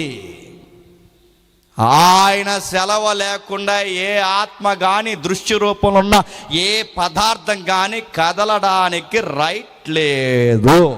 అందుకే సాతానుగాడు ఏమంటాడంటే, బిడ్డలను చంపేసావు బాగానే ఉంది, సాతానుగాడు అంటున్నాడు చూడండి, ఆస్తులు తీసేసావు బాగానే ఉంది, ఎన్ని తీసేసినా ఇంకా యోబుకి ఆరోగ్యం ఉంది, అది తీసేయి. వాడు అడుగుతున్నాడు చూడండి 4వ వచనంలో, చర్మాన్ని ఇచ్చావు, చర్మంతో పాటు ప్రాణాన్ని ఇచ్చావు, దాని యావత్తుని నరులకు ఇచ్చావు కదా, ఇప్పుడు నేను అడుగుతున్నాను, ఇంకొకసారి సాతానుగాడు ఇంకొకసారి నీవు చెయ్యి చాపి, ఎవరు చెయ్యి చాపి, ఎప్పుడు చెప్పండి, యోబు బిడ్డల మీదకి ఎవరు చేయొచ్చింది? సాతానుగాడు కాదు, గుర్తుపెట్టుకోండి. యోబు బిడ్డల మీదకి ఎవరు చేయొచ్చింది? దేవుడిది. యోబు ఆస్తుల మీదకి ఎవరు చేయొచ్చింది? దేవుడిది. సాతానుగాడు అంటున్నాడు, ఇంకొకసారి నీవు చెయ్యి చాపి అతని ఎముకను అతని దేహమును మొత్తుని ఎదడా అతడు నీ ముఖము ఎదుటనే దూషించి నిన్ను విడిచిపోవును. ఇప్పుడు చెప్పండి, అతని హెల్త్ డిస్టర్బెన్స్ చేయి. అందుకే చూడండి, మనకి ఎన్ని పోయినా, ఏమున్నా ఏమి లేకపోయినా, అన్నిటికన్నా గొప్ప ఆస్తి ఏంటి చెప్పండి? ఆరోగ్యం.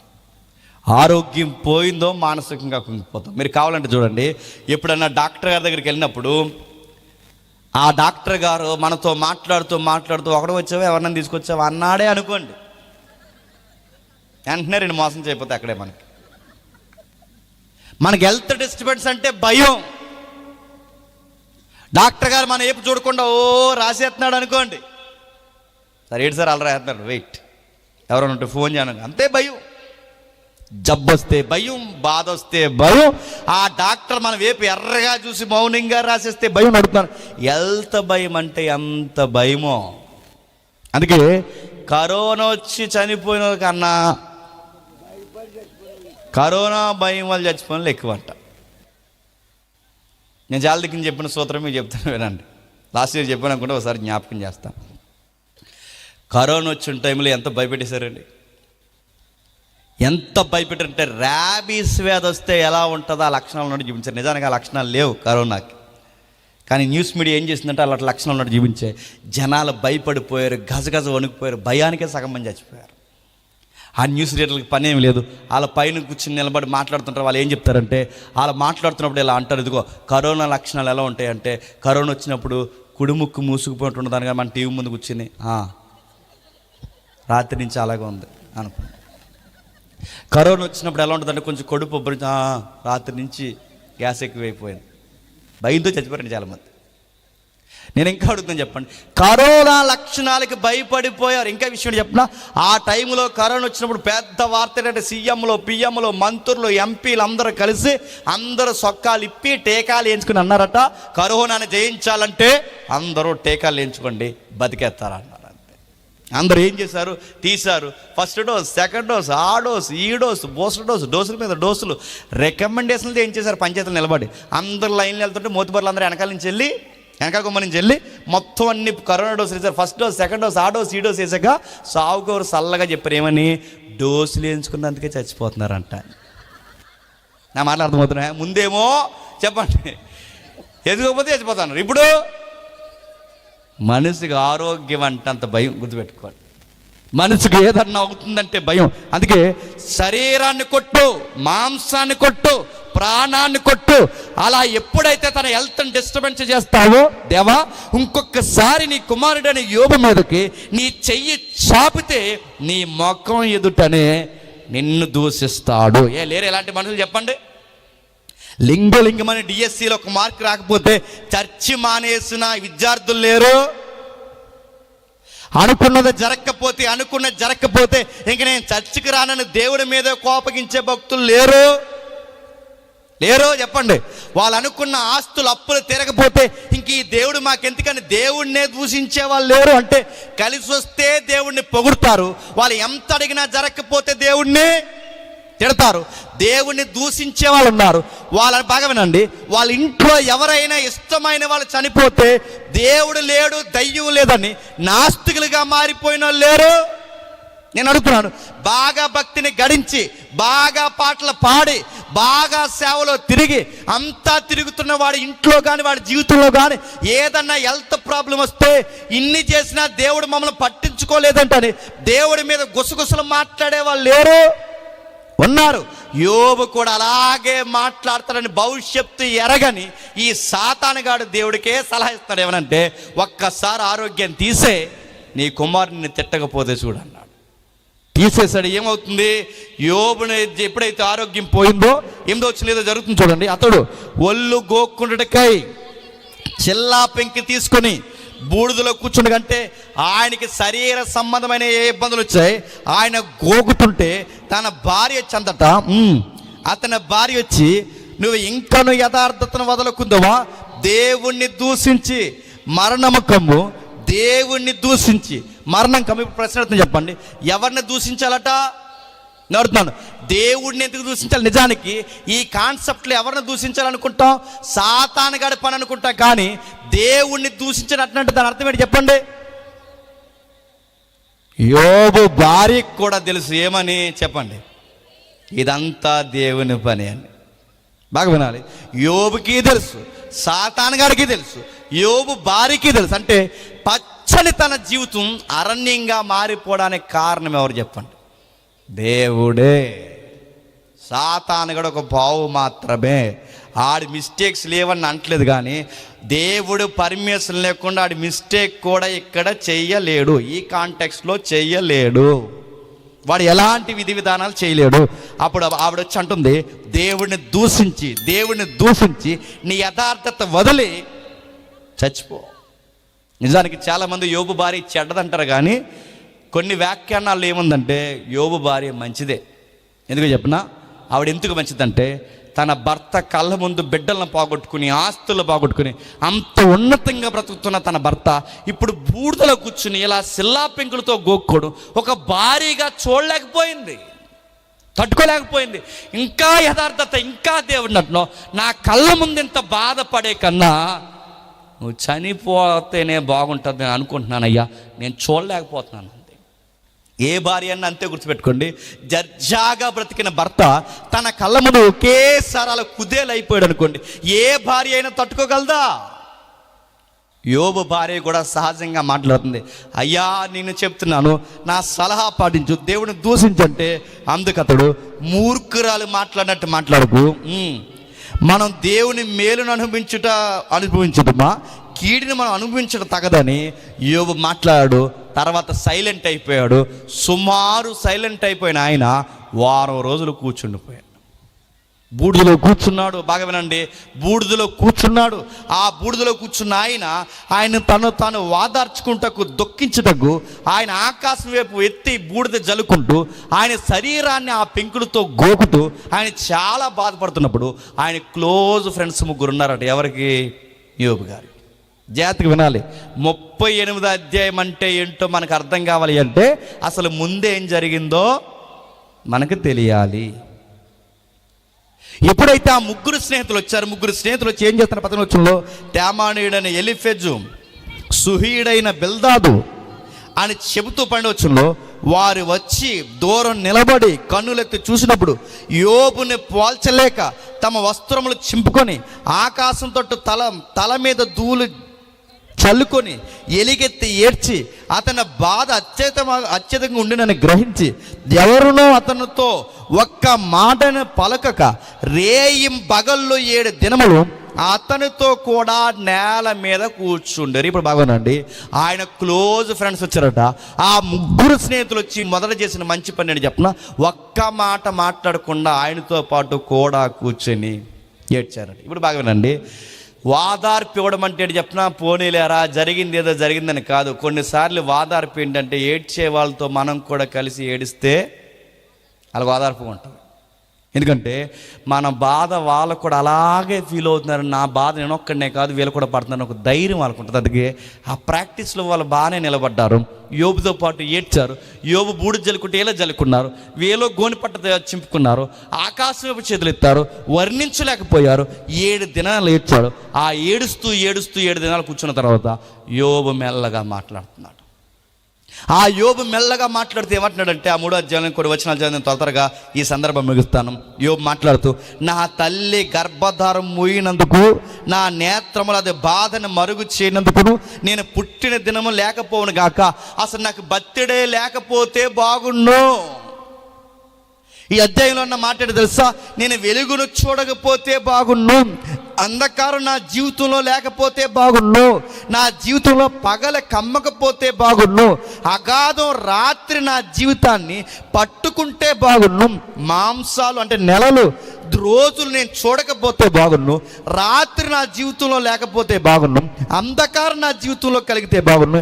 ఇలా ప్రతిసారి రోజు లేకపోతే బాగుండు, వెలుగు లేకపోతే బాగుండు, రాత్రి లేకపోతే బాగుండు, నేను పుట్టకపోతే బాగుండు అని బాధపడుతుంటే వెంటనే యోబు స్నేహితులు అన్నారట, నువ్వు అంతెందుకు బాధపడిపోతున్నావు, నీకు విషయం చెప్తున్నా, నువ్వేదో దేవునికి వ్యతిరేకమైన పని చేసావు అన్నారట.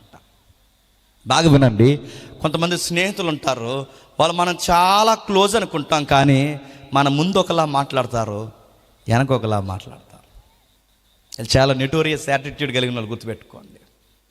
వాళ్ళకి వాదార్చం వచ్చనుకున్నాం, మొదటి స్థానంలో బాగానే ఉన్నారు, సెకండ్ పేజ్లో వాళ్ళు ఏం చేస్తున్నారు తెలుసా, యోబుతో అంత బాధలో ఉన్న యోబుతో, సర్లే యోబు మరలా దేవుడికి పడి ఏడుద్దాం, దేవుడు మరలా నీ జీవితాన్ని లేవనెత్తాడు అంటే బాగుండాలి అనకుండా దేవుడికి సపోర్ట్ చేస్తున్నట్టు మాట్లాడు, యోబుకి దేవుడిని యాంటీ చేస్తూ వాళ్ళు అన్న మాట ఏంటంటే, ఇన్ని కష్టాలు వస్తున్నాయంటే నీ 7 కొడుకులు చనిపోయి, కూతుర్లు చనిపోయి, ఆస్తులు పోయి, అన్నీ పోతున్నాయంటే, ఒక్క రోజులో నీ స్టోరీ మొత్తం మారిపోయిందంటే నువ్వేదో పాపం చేసేవారు అన్నారంట.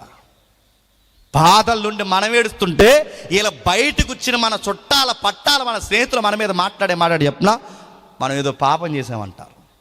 అప్పుడప్పుడు మీరు గుర్తుపెట్టుకోండి, మన ఇంట్లో ఎవరైనా చనిపోయి, మన ఇంట్లో ఎవరికైనా వ్యాధి వచ్చి, మన ఇంట్లో ఎవరికైనా బాధ వచ్చి మనం బాధపడుతుంటే, మన ఇంటికి వచ్చిన వీళ్ళు ఆ మన ప్రియులను పోగొట్టుకుని మనం లోపల ఏడుస్తుంటే, వీళ్ళ టెంట్లలో కూర్చుని టీలు సమోసాలు వీళ్ళ పకోడీలు తినేసి వీళ్ళ బయట మాట్లాడే మాట ఏంటో తెలుసా, ఏదో చేసి ఉంటారు వీళ్ళ దేవుడికి వ్యతిరేకంగా అంటారు. మన టీ తాగేసి మన పొగడి తినేసి ఇలా మాట్లాడే మాటలేవు. అంటే మన ఇంటికి వచ్చి మళ్ళీ మన మీద గుర్తుపెట్టుకోండి, అరే మా ఇంటికి వచ్చావు, మా ఇంట్లో కూర్చున్నావు, నేను పెట్టిన ఆహారం తింటున్నావు, ఆ నోరు ఎలా వచ్చిందంటే ఎప్పుడు గుర్తుపెట్టుకోండి, మనకి బాధలు ఉన్నప్పుడల్లా ప్రతి ఒక్కడు మనకు సలహా ఇస్తాడు, మనం బాధలున్నప్పుడల్లా ప్రతి ఒక్కడు మనకు బాగానండి సలహాదారుడు అయిపోతాడు. మీరు గుర్తుపెట్టుకోండి, మనకు బాధలు ఉన్నప్పుడల్లా మన అనీతివంతులు అయిపోతాం. వాళ్ళు మాత్రం చెప్పండి నీతిమంతులు అయిపోతారు. ఎప్పుడు గుర్తుపెట్టుకోండి, బాధలు పడుతున్న ప్రతి ఒక్కడు బాధపడని వాడికి లోకువా. వాడు ఏమనుకుంటాడంటే వీడు ఏదో దేవుడికి వ్యతిరేకమైన పని చేశాడు, అందుకే వీడికి ఇన్ని బాధలు వస్తున్నాయని యోబు గారిని పాయింట్ అవుట్ చేస్తానంట. యోబు ఏమంటున్నాడు, అరే నేను ఏ తప్పు చేయలేదురా, నేను నీతికి పడి చచ్చానురా, నేను ఎవరి డబ్బు దొంగతనం చేయలేదురా, యథార్థంగా బతికానురా, నీతిగా బతికానురా అని యోబు ఆర్గ్యుమెంట్ చేస్తున్నాడు. లేదురా, నువ్వు ఏ మిస్టేక్ చేయకపోతే దేవుడు ఎందుకు నీ జీవితంలోకి ఇన్ని కష్టాలు ఇస్తాడు అంటే, ఏమో నాకు తెలియదురా, ఎందుకు నా జీవితంలోకి ఇన్ని కష్టాలు వచ్చాయి నాకు తెలియదు, కానీ దేవుడైతే అనుమతించాడని నమ్ముతున్నాను, దేవుడే అనుమతించాడని పరీక్షిస్తానని నమ్ముతున్నాను. కానీ ఒకటైతే నేను చెప్పగలనురా, నేను ఏ పాపం చేయలేదని యోబు, లేదు చేసేవని యోబు స్నేహితులు, నేను ఏమీ చేయలేదని యోబు, చేసేవని వీళ్ళు, చేయలేదని ఈయన, చేశారని వీళ్ళు, చేయలేదని ఈయన, ఈ ఆర్గ్యుమెంట్ మొత్తం 37 అధ్యాయాలు నడిచింది. గుర్తుపెట్టుకోండి, అదే యోబు గ్రంథం. అంటే చేయలేదని ఈయన, చేయలేదని ఈయన, చేశారని వాళ్ళు, ఈ ముగ్గురు సరిపోలేదనగా మళ్ళీ 4వ తయారాడు యోబు మీద ఆర్గ్యుమెంట్ చేయడానికి. ఆడి పేరే ఎలోహో. గుర్తుపెట్టుకోండి, మాట్లాడుతున్నాయా? చేయలేదని ముగ్గురు స్నేహితులే బుర్ర తింటుంటే, నేను ఏమీ చేయలేదని ఈ ముగ్గురు స్నేహితులకే సమాధానం చెప్పలేకపోతే ఇంకొక 4వ వాడు వచ్చాడట. ఈడొచ్చి ఏం చేస్తున్నాడు, వీడు కూడా వచ్చి మీ ముగ్గురికి ఏమీ తెలియదు యోబు, నీకు ఏమీ తెలియదు, నేను చెప్తున్నాను యోబు, నువ్వేదో తప్పు చేసావు అన్నాడంట.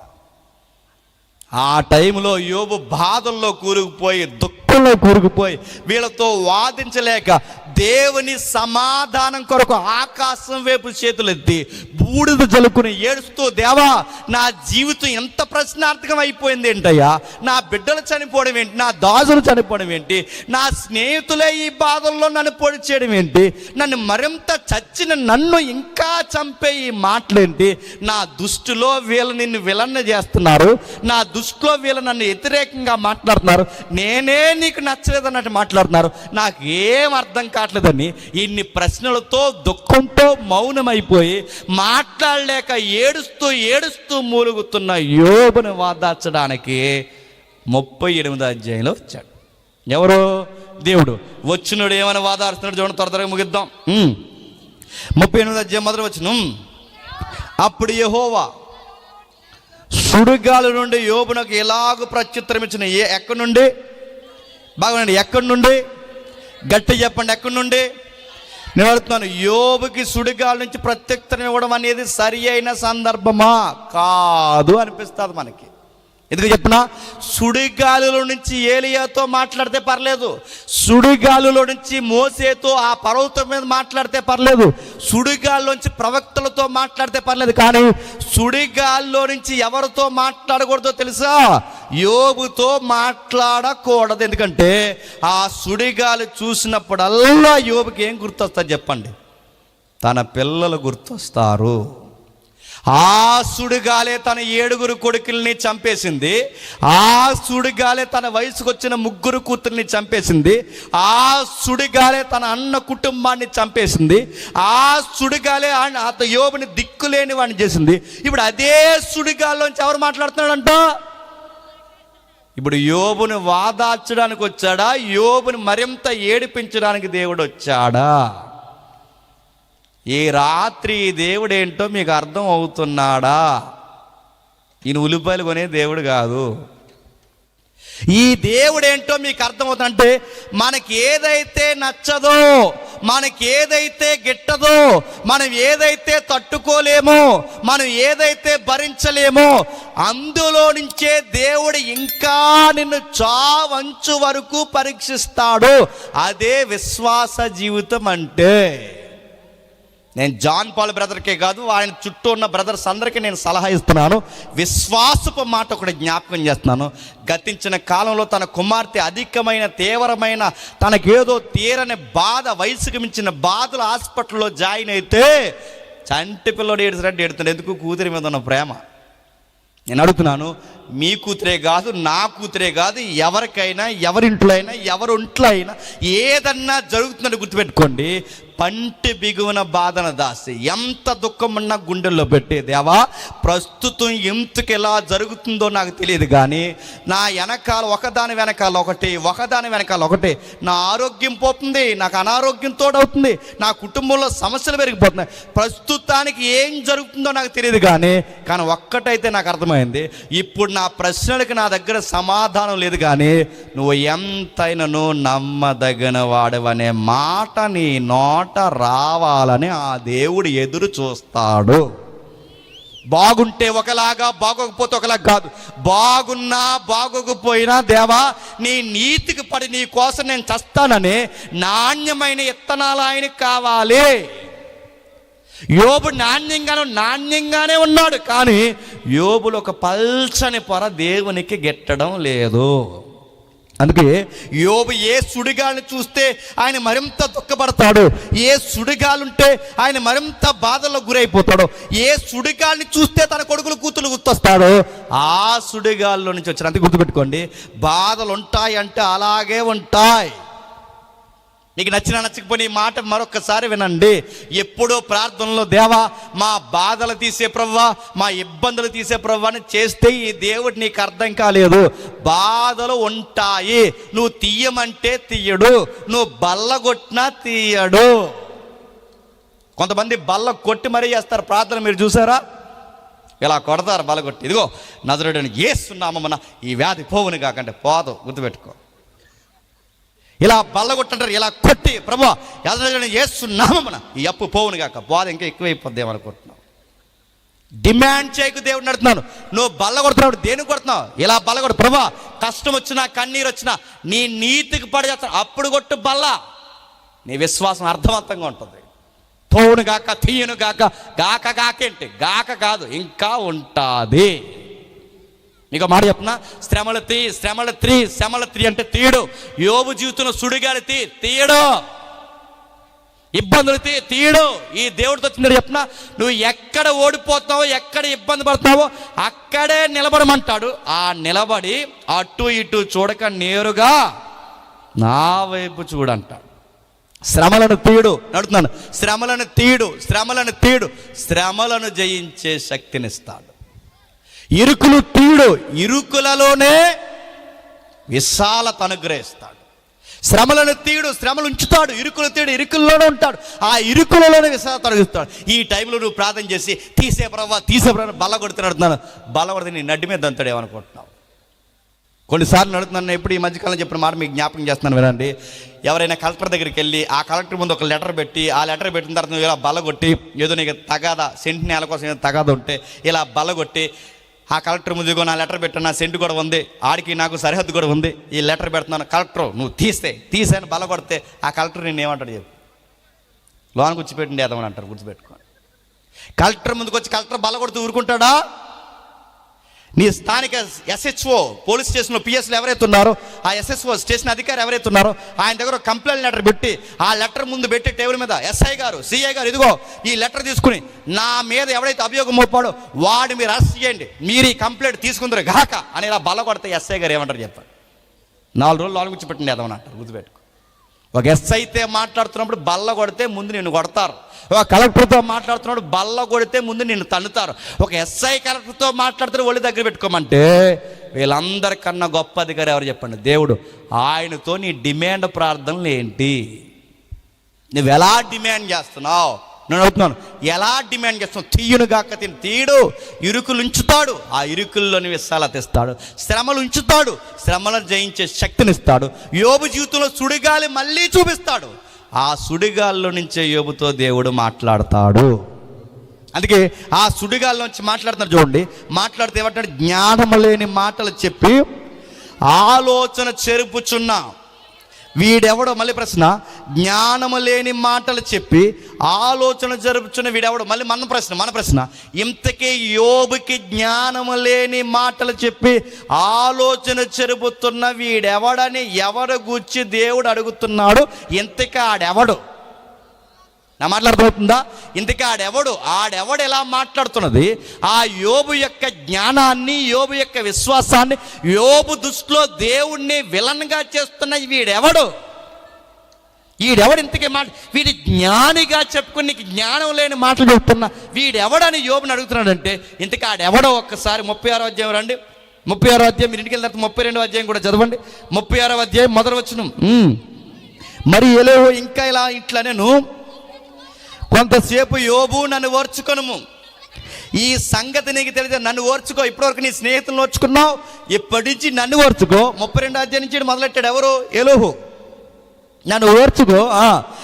అనగా దేవుని పక్షముగా నేను ఇంకను. ఎవరి పక్షంగా అంటే ఎలోహు దేవుడి పక్షమే, యోబు స్నేహితులు దేవుడి పక్షమే. మరి యోబు నడుతున్నాను, దేవుడికి విరోధి ఎవరన్నమాట చెప్పండి? నలుగురు ఆర్గ్యుమెంట్ ఎవరు చెప్పండి? యోబు బాగా అంటే యోబు ముగ్గురు స్నేహితులు దేవుని పక్షమే, ఈడు కూడా దేవుని పక్షమే. మరి యోబు ఎవరికి విరోధి? ఇలా ఆర్గ్యుమెంట్ ప్రకారం యోబు దేవుడికి విరోధి అంటే చివరికి యోబుకి దేవుడికి కూడా గొడవలు ఎట్టేస్తున్నారు. మీరు చూడండి.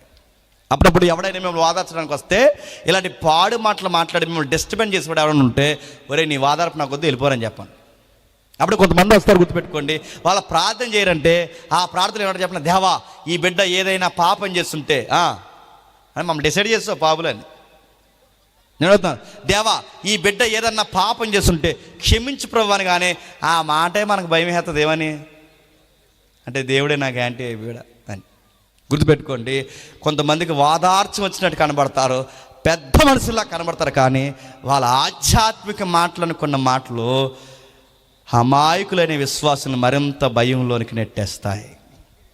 చేతనైతే ఏడ్చేవాడితో కలిసి ఏడవండి, చేతనైతే భుజాల మీద చెయ్యండి, చేతనైతే ఒక మాట చెప్పండి, అరే సర్లేరా దేవుడు మళ్ళీ నేను లేవనెత్తాడు, ఏం బాధపడకరా, మన దేవుడు నమ్మదగిన వాడని చెప్పండి. అలా కాకుండా నువ్వేదో చేస్తుంటావరా అంటే ఆడు సూసైడ్ చేసుకుని చచ్చిపోతారు. గుర్తుపెట్టుకో, మీరు చెప్పకండి, అడుగుతున్నాను. అలాంటి మాటలు మాట్లాడకండి. యోబు స్నేహితులు కూడా అలాగే బాధపెడుతున్నారు. ఇప్పుడు ఈడు కూడా అంటున్నాడు, నేను దేవుని పక్షముగా మాట్లాడవలసి ఉన్నది, దూరం నుండి నేను జ్ఞానము తెచ్చుకొందును, నన్ను సృజించిన వానికి నీతిని ఆరోపించదును, నా మాట ఏమాత్రం అబద్ధము కావు, పూర్ణ జ్ఞాని ఒకడు నీ ఎదుట ఉన్నాడు. ఇప్పుడు చెప్పండి, అతని జ్ఞానాన్ని ఎవరనాలండి? వేరొకడు అనాలి. ఈడే ఏం చెప్పుకుంటున్నాడండి? చూసారా, యోబు నీ ముందు నిలబడినాడు. ఎవడనుకుంటున్నావు? నేను దూరాన పోయి పిహెచ్డీ చేసి వచ్చాను, నేను మాట్లాడుతున్న మాటలు చాలా ఉన్నతమైన మాటలు, నా మాటలు జ్ఞానయుక్తమైన మాటలు.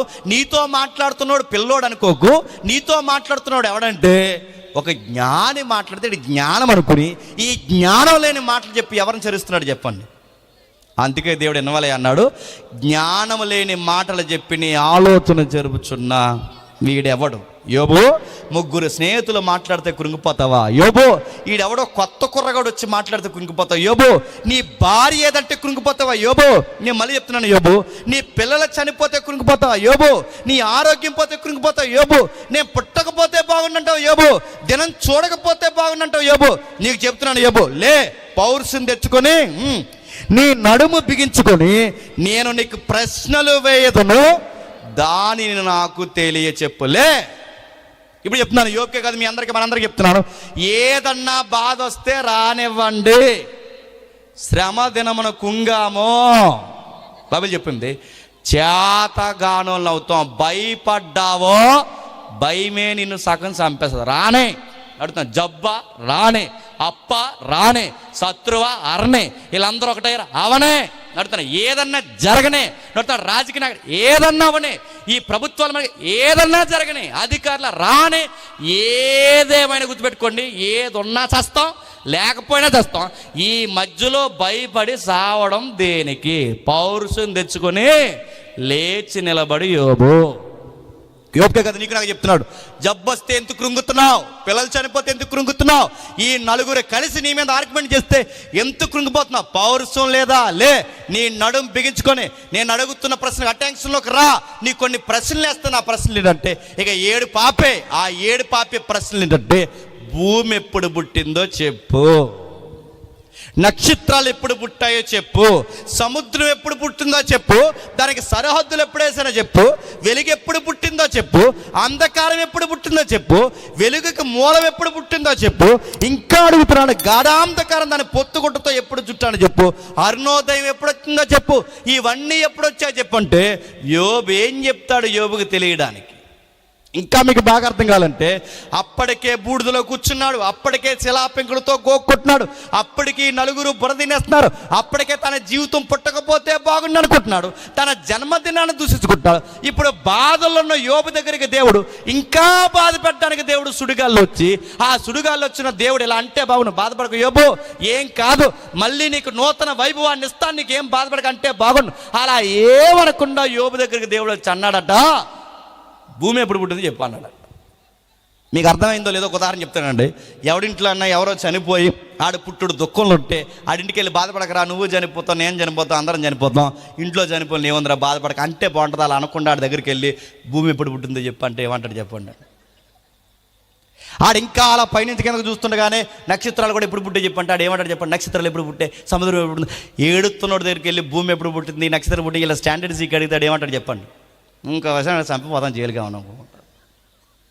భూమి నన్ను అడిగితే రాడు, నేనేమి ఎడుతుంటే భూమి ఎప్పుడు పుట్టింది, నక్షత్రాలు పుట్టి నన్ను ఇప్పుడు అడుగుతున్నా, ఆడు ఎడుతాడే అడ్డ. ఇంకా చెప్పండి, ఏడుస్తున్న వాడి దగ్గరికి వెళ్ళి జీకే అడిగితే మనకి అతనికి అసంబద్ధమేమో కానీ దేవుడికి మాత్రం సందర్భమే. నేను ముగిస్తున్నాను. ఎలా సందర్భం అంటే, ఎందుకు దేవుడు భూమి నడుపుతాను అసలు ఈ కాంటెక్స్ట్లో ఎంత బాధపడుతున్న యోబు దగ్గరికి భూమి ఎందుకు పుట్టిందని ఎందుకు అడుగుతున్నాడు? వెలుగు ఎప్పుడు పుట్టిందని ఎందుకు అడుగుతున్నాడు? చీకటి ఎప్పుడు పుట్టిందని ఎందుకు అడుగుతున్నాడు?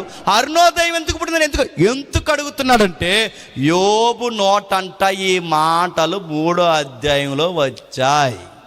ఏం వచ్చాయి? నేను పుట్టకపోతే బాగున్నన్నాడు యోబు. ఆ పుట్టకపోతే బాగున్నన్న యోబు ప్రశ్నకి జవాబు ఏంటో తెలుసా? అసలు నువ్వు పుట్టాలి అంటే భూమి ఎప్పుడు పుట్టిందో చెప్పు యోబు. అది ప్రశ్న. ఇంకా వెలుగు చూడకపోతే బాగుండు, పిండముగా రాలిపోతే బాగుండన్నావే, అసలు వెలుగే లేకపోతే బాగుండన్నావే యోబు. వెలుగు ఎప్పుడు పుట్టిందో నీకు తెలుసా అడుగుతున్నాను. వెలుగు చూడకపోతే బాగున్నాని 3 సార్లు 4 సార్లు అన్నాడు. రాత్రి లేకపోతే బాగున్నాను 6 సార్లు అన్నాడు. అంధకారం కోసం 5-6 సార్లు మాట్లాడాడు. ఏదైతే 3వ అధ్యాయంలో మాట్లాడాడో దానికి జవాబే 38వ అధ్యాయంలో మాట్లాడుతున్నాడు. భూమి ఎప్పుడు పుట్టిందంటే, నువ్వు పుట్టాలంటే ముందు భూమి పుట్టాలి, నువ్వు బతకాలంటే ముందు భూమి ఉండాలి, నువ్వు బతకాలి జీవించాలి అంటే ఎంత వ్యవస్థ నడవాలి. ఈ భూమిని నడిపించే సూర్యుడు కావాలి, ఈ భూమిని నడిపించే నక్షత్రాలు కావాలి, ఈ భూమిని నడిపించే విశ్వం కావాలి. నిన్నన్న వాడిని ఒక నడిపించడానికి ఇంత సిస్టమ్ ఫామ్ చేసిన సంగతి యోబు నీకు తెలుసా? తెలిస్తే చెప్పు. అయినా భూమి మీద నీవే బాధలు అనుకుంటున్నావా? నిన్ను చూస్తున్న నేను ఈ కుటుంబాన్ని చూస్తున్నాను, ఈ కుటుంబాన్ని చూస్తున్న నేను ఆ కుటుంబాన్ని చూస్తున్నాను. మీ కుటుంబాలు చక్కగా నడిచిపోవాలని నిన్న నేడు నిరంతరము ఏకరీతిగా యోబు కొనక నిద్రపోక ఈ విశ్వాన్ని నడిపిస్తున్నాను. నీకు తెలుసా యోబు? వెలుగు ఎప్పుడు పుట్టిందో నీకు తెలుసా? వెలుగే లేకపోతే బాగున్నావే. అసలు వెలుగు నువ్వు పుట్టించావా? మీ అయ్యి పుట్టించాడు? ఎవరు పుట్టించారు వెలుగు? అంధకారం ఉంటే బాగున్నావు. అంధకారం ఎలా వచ్చిందో నీకు కానీ మీ పితరులకు కానీ తెలుసా? అయినా నేను మాట్లాడుతున్నాను, ఇవన్నీ నీకు తెలుసా? ఇవన్నీ నీకు తెలిసే ఉన్నది కదా. నువ్వు బహు వృద్ధులవు, అప్పటికే నీవు అంటే దాని అర్థం ఏంటి? పుట్టాడని కాదు, నేను ముగిస్తున్నాను. నువ్వు బహువృద్ధుడవు 21వ వచనంలో, ఇదంతా నీకు తెలిసే ఉన్నది కదా. నువ్వు బహువృద్ధుడవు, నీవు అప్పటికే పుట్టాడంటే అప్పటికి పుట్టాడని కదా. ఆ మాటకి అర్థం ఏంటంటే నువ్వు పుట్టలా, నువ్వు లేవు, మీ తాత కానీ అయ్యి కానీ ఎవరు లేరు, నువ్వు లేవు. ఇదంతా నీకు తెలిసేది చెప్పంటున్నాడంటే దాని అర్థం ఏంటి? ఇదంతా నీకు తెలీదు. ఇంకా మీకు అర్థం కాల ఒక ఉదాహరణ చెప్తాను వినండి. అప్పుడప్పుడు తాతయ్య దగ్గరికి వెళ్ళి మనవడు మనవరాలు చెప్పారట, ఏమని? ఇలా దొగ్గకూడదని. దొగ్గుతున్న తాతయ్య దగ్గరికి వెళ్ళన్నారట. తాతయ్య అలా దొగ్గకూడదు అని దొగ్గాలన్నారట. ఎవరితో? అప్పుడు తాతయ్య అన్నాడట, అవునరా తాతయ్యగా దొగ్గులు నేర్పుతున్నారు, మీరు నాకన్నా ముందు పుట్టారా అన్నారు. అంటే దాని అర్థం ఏంటి? పుట్టాడనా? దాని అర్థం ఏంటి? అవునరా నాకు ఎలా దొగ్గులు నేర్పుతున్నారు, మీరు నాకన్నా ముందు పుట్టారని దాని అర్థం. అది కదా దాని అర్థం. నాకన్నా మీరు ముందు పుట్టారని తాతయ్య అంటున్నాడంటే పుట్టలేదని. ఇక్కడ దొంతర్థంగా మాట్లాడుతున్న మాట మీకు అర్థం కావాలంటే, నువ్వు అప్పటికే పుట్టున్నావంటే పుట్టలేదు. ఇవన్నీ నీకు తెలుసంటే నీకు తెలియదు. అప్పటికి నువ్వు లేవు, నీ ఉనికి లేదు. ఆలోచనలో మీరు ఉన్నారు తప్ప అప్పటికి మీరు లేరు. వృద్ధుడు కాదు కదా, కనీసం పిండం కూడా నువ్వు కాదు. వెలుగున్నప్పుడు నువ్వు లేవు యోబు, నేనున్నా. అంధకారం ఉన్నప్పుడు నువ్వు లేవు యోబు, నేనున్నా. భూమి నిరాకారంగాను శూన్యముగాను చీకటి జలముల మీద కమ్మి ఉన్నప్పుడు నువ్వు లేవు యోబు. ఈ ఆకారం లేని భూమికి ఆకారాన్ని ఇచ్చినప్పుడు ఎవరున్నారో తెలుసా యోబు? నేనున్నాను యోబు. నేను ముగిస్తున్నాను, జాతకి వినండి. ఆ రోజు భూమి నిరాకారంగా ఉంటే యోబు, దానికి ఆకారం ఇచ్చింది నేనే. ఈరోజు నీ జీవితం నిరాకారంగా మారిపోయింది యోబు, మళ్ళీ నూతన ఆకారాన్ని ఇచ్చేది నేనే యోబు. వెలుగున్నప్పుడున్నా, చీకటి ఉన్నప్పుడున్నా, అంధకారం ఉన్నప్పుడున్నా, నక్షత్రాలు పుట్టినప్పుడున్నా, అవి పుట్టక ముందున్నా, నిరంతరం ఉన్నా, ఏకరీతిగున్నా, ఆ రోజున్నా, ఈ రోజున్నా, నిన్నున్నా, ఈ రోజు ఉంటాను, రేపు ఉంటాను, ఎల్లకాలం ఉంటాను. నువ్వు లేవు, నేనుంటాను. గుర్తుపెట్టుకో. నక్షత్రాలు పుట్టినప్పుడున్న నేను, భూమిని పుట్టించినప్పుడున్న నేను, ఆ రోజున్న నేను, నిన్నున్నాను, నిన్నున్న నేను, ఈ రోజున్నాను, ఈ రోజున్న నేను, రేపుంటాను. గుర్తుపెట్టుకో, నీతో ఎల్లకాలము నేనుంటాను యోబు. లేచి నిలబడి చెప్పండి, పౌరుషం తెచ్చుకో. బిగ్ పిక్చర్లో చూడు. జీవితం అంటే నీ కుటుంబానికి, నీ జీవితంలో ఈ పిక్చర్లో చూడకు. అసలు ఈ యూనివర్స్లో ఏం జరుగుతుందో చూడు. ఈ అనంతమైన భూమి గిర్రం తిరుగుతుందంటే ఈ భూమి మీద నీ శ్రమ ఎంత, నీ కష్టం ఎంత, నీ కుటుంబం ఎంత, నా దృష్టిలో చూడు. వెలుగు లేకపోతే బాగుంటున్నావే. అసలు వెలుగు ఎలా వస్తుందో చూడు, అగాధం ఎలా ఉందో చూడు, అంధకారం ఎలా ఉందో చూడు, అరుణోదయం ఎలా ఉందో చూడు, నా పనితనం చూడు. ఇంత భూమిని, ఇంత వెలుగుని రప్పిస్తున్నా నేను, నీ జీవితంలోకి వచ్చిన ఇంత కష్టాన్ని తీసి అవతల పడలేనా? నా వైపు చూడు.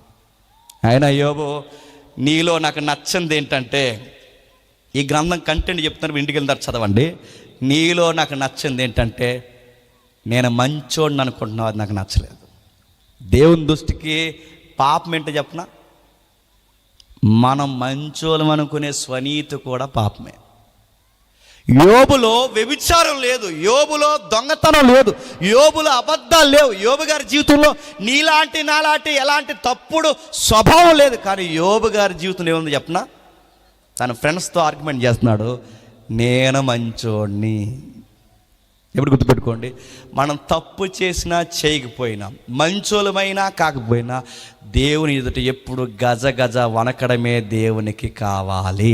యోబుకి మొత్తం ఆర్గ్యుమెంట్ అయిన తర్వాత 42వ వచనం, క్షమించండి 42వ అధ్యాయంలో మొదటి వచనం ఏమంటాడు చూడ, ముగిద్దాం. అప్పుడు యెహోవా యోబునకు ఎలాగూ ప్రత్యుత్తరం ఇచ్చెను, సర్వశక్తుడగు దేవుడైన నాతో వాదింపవచ్చునా? యోబు చెప్తున్నాడు, ఇదిగో నీవు సమస్త క్రియలను చేయగలవనియు నీ ఉద్దేశించినది ఏది నిష్ఫలము కానేరదనియు యోబునైన నేను ఇప్పుడు తెలుసుకున్నాను. జ్ఞానము లేని మాటల చేత ఆలోచన నిరర్ధకమిచ్చే వీడెవడని అడిగినా అలాగుననే వాడుకలాగానే వివేచన లేని మాటలు నేను కూడా మాట్లాడి బుద్ధికి మించిన సంగతులను గురించి దేవా నేను మాట్లాడాను, నన్ను క్షమించు. ఎవడు చెప్పండి? యోబుకి దేవుడు నేర్పిన పాఠం ఏంటో తెలుసా? తన జీవితంలోకి వచ్చిన కష్టము, కన్నీరు, ఇబ్బంది అన్నిటినీ యోబు జీవితంలోకి దేవుడు ఎందుకు అనుమతిచ్చాడంటే, యోబుని జీవితంలో కూడా పల్చని పొర ఉంది, దాని పేరు స్వనీతి. అది దేవునికి నచ్చలేదు. కొన్నిసార్లు ఎందుకు మన జీవితంలో కష్టాలు వస్తున్నాయి, ఎందుకు కష్టం ప్రస్తుతానికి మనకు అర్థం కాదు, కానీ నన్ను మాత్రం ఏదో సరి చేయడానికి దేవుడు చెప్పండి ఆ కష్టాలు అనుభవిస్తున్నాడని మాత్రమే నేర్చుకోండి. ఏదో దేవుడు నాకు నేర్పించబోతున్నాడని మాత్రమే నేర్చుకోండి. నేను ఇంకా మాట్లాడకూర్చున్నాను, దయచేసి నా మాట ఆలకించు. ఒక సంగతి నేను అడుగుతాను, నాకు తెలియచే. నేను వినిన దాని గురించి వార్త నేను వింటిని, అయితే ప్రభువా నేను కన్నులారా నేను చూస్తున్నాను. నేను ఒక విషయం అర్థమవుతున్నాను ప్రభువా, మా ఫ్రెండ్స్ ఎవరైతున్నారో, నా స్నేహితులు ఎవరైతున్నారో వాళ్ళందరి పక్షాన కూడా వాళ్ళని నేను ప్రేమిస్తున్నాను. వాళ్ళ పాపాలు నా పాపాలు క్షమించే ప్రభువా. ఒప్పుకుంటున్నాడు చూడండి. ఇప్పుడు నా బిడ్డలు ఎందుకు చనిపోయారని డిప్రెషన్లో మాట్లాడలేదు, నా ఆరోగ్యం ఎందుకు పోయిందని డిప్రెషన్లో మాట్లాడలేదు, నా శ్రమల్లో నేను ఎలా పడితే అలా మాట్లాడేశాను, నన్ను చెప్పండి క్షమించు ప్రభువా. అందుకే బాగున్నప్పుడు దేవుణ్ణి ఎంతగా స్తుతిస్తామో చెప్పండి, బాలేనప్పుడు కూడా అంతగా స్తుతించాలని నేర్పించే గ్రంథమే యోబు గ్రంథం. మనకు అన్నీ బాగున్నప్పుడు దేవుడు గొప్పోడని ఎలాగంటామో, మనకు అన్నీ పోయినప్పుడు కూడా దేవుడు నమ్మదగిన వాడని అనడమే యోబు గ్రంథం. గుర్తుపెట్టుకోండి. నేను ముగిస్తున్నాను. ఇది చివరగా యోబు జీవితం మనకి ఇన్ని పాఠాలు నేర్పిస్తే, యోబైన అక్కడక్కడ దేవుడిని కొంచెం ఆయాసకరమైన మాటలు మాట్లాడాడు, కానీ యోబు జీవితంలో సగ జీవితం బాగుంది, సగ జీవితం కష్టమైంది, సగ జీవితం పూర్తిగా బాగుపడిపోయింది. కానీ శరీరధారి అయి ఉన్న దినముల్లో ఒక వ్యక్తి భూమి మీద జీవించాడు. ఆయన పేరు ప్రభు అయిన యేసుక్రీస్తు. యోబు కొంతకాలమే బాధపడ్డాడు, కానీ ప్రభు అయిన యేసుక్రీస్తు వారు శరీరధారి అయి ఉన్న దినముల్లో మహారోదనతోనూ కన్నీళ్లతోనూ ఆయన ఎంతో వేదన పడినాను.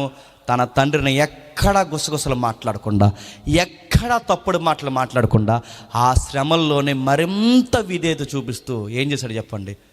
తన దేవునికి తనను తాను మరణంలో అప్పగించుకున్నాడు. నేను ఒక మాట చెప్తున్నాను, మనం బాధపడుతుంటే, ఈ శ్రమలనే ఆటలో మనం బాధలు పడుతుంటే దేవుడు సింహాసనం మీద కూర్చొని ఏదో ఆనందంగా ఉన్నాడని మాత్రం అనుకోకండి. మనం లేటెస్ట్గా రాసిన ఒక పాటలో ఆ లైన్స్ మేము పెట్టాం, వీలైతే మీరు వినండి తర్వాత. నాదు కాపర్ నీవులో, అందులో దేవుడు సింహాసనం మీద కూర్చుని యోబు బాధపడుతుంటే భలే పడుతున్నాడు బాధలని, దేవుడు సింహాసనం మీద గడ్డ మీద చేయి పెట్టుకుని భలే పడుతున్నాడని దేవుడు ఏమో ఆనందపడ్డ. గుర్తుపెట్టుకో, మన దేవుడు ఎలాంటి చెప్తున్నా, మనం బాధపడుతుంటే ఆయన బాధపడతాడు, మనం నవ్వుతుంటే ఆయన నవ్వుతాడు, మనం ఏడుస్తే ఆయన ఏడుస్తాడు. మరి మనం ఏడ్చినప్పుడు ఆయన అడ్డం ఎందుకు? బాధపెట్టడం దేనికంటే మనల్ని బాగుపరచడానికి కొన్నిసార్లు కొన్ని బాధలు ఆయన మన జీవితంలోకి అనుమతిస్తాడు. అలానే జరుగుతాయి. అది ఎట్లా అంటే నాకు అర్థం కావట్లేదంటే, కొన్నిసార్లు మనం కుదురులేని పనులు చేస్తాం, అన్నీ బాగుంటాయి. గుర్తుపెట్టుకోండి, చేయవా? కుదురులేని బెండకాయలు ఉంటాయి. కొంతమంది పిల్లలు మీరు చూసారు లేదు, ఆ బ్లాక్లో వేలాడతాడు, ఈ క్యాండిల్లో వేలాడుతుంటాడు, ఆ కొవ్వొత్తికి అందులో వేలాడుతుంటాడు, పొయ్యిలో వేలాడుతాడు, అన్నింటిలో వేలాడాడు వీడి పని. అందులో వీడ చచ్చిపోతారు వాళ్ళ అమ్మ చెప్పిన అంటాడు. ప్లగ్లో వేలాడుతుంటాడు, జనరేటర్లో వేలాడుతుంటాడు. మాట వినకపోతే వాళ్ళ అమ్మ ఏం చేస్తుంది చెప్పండి? చల్లు మన ఈపు మీద కూడా పడుతుంది, కాంగ్రెస్ గుర్తొచ్చేలాగా. టక్ ఆ పక్క పోయి ఏడుతాడు అమ్మే అని. ఆ ఏడుతున్నప్పుడు మళ్ళీ అలా ఇలా తిరిగి వచ్చి ఇంకా ఏడుతుంటాడు. ఆ ఏడుస్తున్న మళ్ళీ దగ్గర లాక్కుని ఏడకలే ఇంకా అని లాక్కుంటాడు. ఆడు ఇంకా ఏడిపోతుంటే మళ్ళీ ఆడిని చూసి ఇలా చీరతో తుడుచుకుని ఇంకెప్పుడు అలా చేయకరా అని ఏడుతున్నాను. ఇప్పుడు ఆవిడ దగ్గరికి మనం సీరియస్గా వెళ్ళి ఎందుకు ఏడుస్తున్నావు, ఎందుకు కొట్టావు, కొట్టడం దేనికి, ఆడడం దేనికని అడిగితే అలా అమ్మ దగ్గర ఒక ఆన్సర్ ఉంటుంది. నేను ఎందుకు ఏడుతున్నానంటే ఏడుతున్నాను. మరి ఎందుకు కొట్టావు అని అడిగితే ఆవిడ ఒక మాట చెప్తాడు, నేను ఆడిని కొట్టకపోతే ఆడెక్కడ పడితే అక్కడ ఏలు పడతాడు, ప్రాణం పోతే అందుకు కొట్టాను. ఇప్పుడు నేను ఎందుకు ఏడుస్తున్నానంటే ఆడు ఏడుస్తున్నాడు కాబట్టి ఏడుస్తున్నాను. దేవుని ప్రేమ కూడా అంతే, గుర్తుపెట్టుకో. కొట్టేది ఆయనే, ఆ కొట్టిన తర్వాత ఏడుస్తుంటే మళ్ళీ మనం పట్టుకుని ఏడ్చేది కూడా ఆయనే. మరి ఎందుకు కొట్టావు ప్రభు అంటే, మనల్ని కొట్టకపోతే ఆ పనులు మనల్ని సరాసరి ఎక్కడ తీసుకెళ్తా చెప్పిన, నరకాన్ని తీసుకెళ్ళి అందుకు కొడతాడు ఆయన. కొన్నిసార్లు మనకు అర్థం, వ్యాధి ఎందుకు వచ్చిందో మనకు అర్థం కాదు, బాధ ఎందుకు వచ్చిందో మనకు అర్థం కాదు, కానీ ప్రస్తుతానికి మనకు అర్థం కాదు. కానీ ఆ తర్వాత కొన్ని సంవత్సరాల మనకు అర్థమవుతుంది అది రాకపోతే ఏమైపోతారని. అప్పుడు దేవుడి ప్రేమ నీకు అర్థమైతే చేతులు ఎత్తి దేవుని చూస్తావు, దేవా ఇది రావడం నాకు ఎంతైనాను మంచిగా జరిగింది ప్రభు. యోబు జీవితంలో కష్టాలు రావడం మంచిదే. ఆ తర్వాత మీరు అధ్యాయం ముగించే ముందు చూడండి, మునుపటి దానికన్నా చెప్పండి అధికమైన ఆశీర్వాదాలు యోబు జీవితంలోకి వచ్చినంట. కానీ ఈ టైంలో మనం చేయాల్సిందే చెప్పిన, అలా ఓపికగా ఉండాలి. ఏం జరిగిపోయినా అలా ఉండాలి. మాకేది గెలవస్తుందని దేవుడిని కంప్లైంట్ చేయకండి, అలా ఓపిక ఉండాలి. దేవుడు మన దగ్గర చూసేది ఒకటే, ఓపికగా ఉండండి. ఏది జరిగినా ఓపిక ఉండండి. కరువైనా, ఖడ్గమైన, హింస అయినా, పౌలు గారు అన్నారుగా, ఏదొచ్చినా దేవుని ప్రేమకు దూరం జరగకండి.